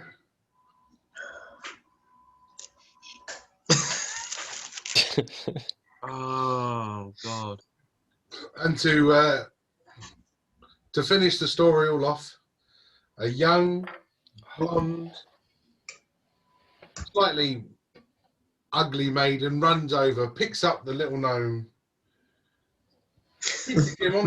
kisses him directly on the lips and says, "Yes, I will marry you." I throw a javelin at her. For God's sake! Why? For a 20. What? Misses. What? No way. Oh, you're cheating. No one. Why So are you pointing javelins at everyone? you throw a javelin at her. That's fine. You throw Yeah. a javelin. Go on. What's the damage? Yeah, 6. Great. She's still alive. I She's gotta got do javelin. that diving saving throw. And I take the hit. So I'm not letting this happen. This javelin need to strikes stop this young lady. No. The javelin strikes this young lady right in the back, who's literally just got engaged to Stubbins. I mean, Stubbins has got to have something to say about it. Yeah. Do you know what? I turn around and I say,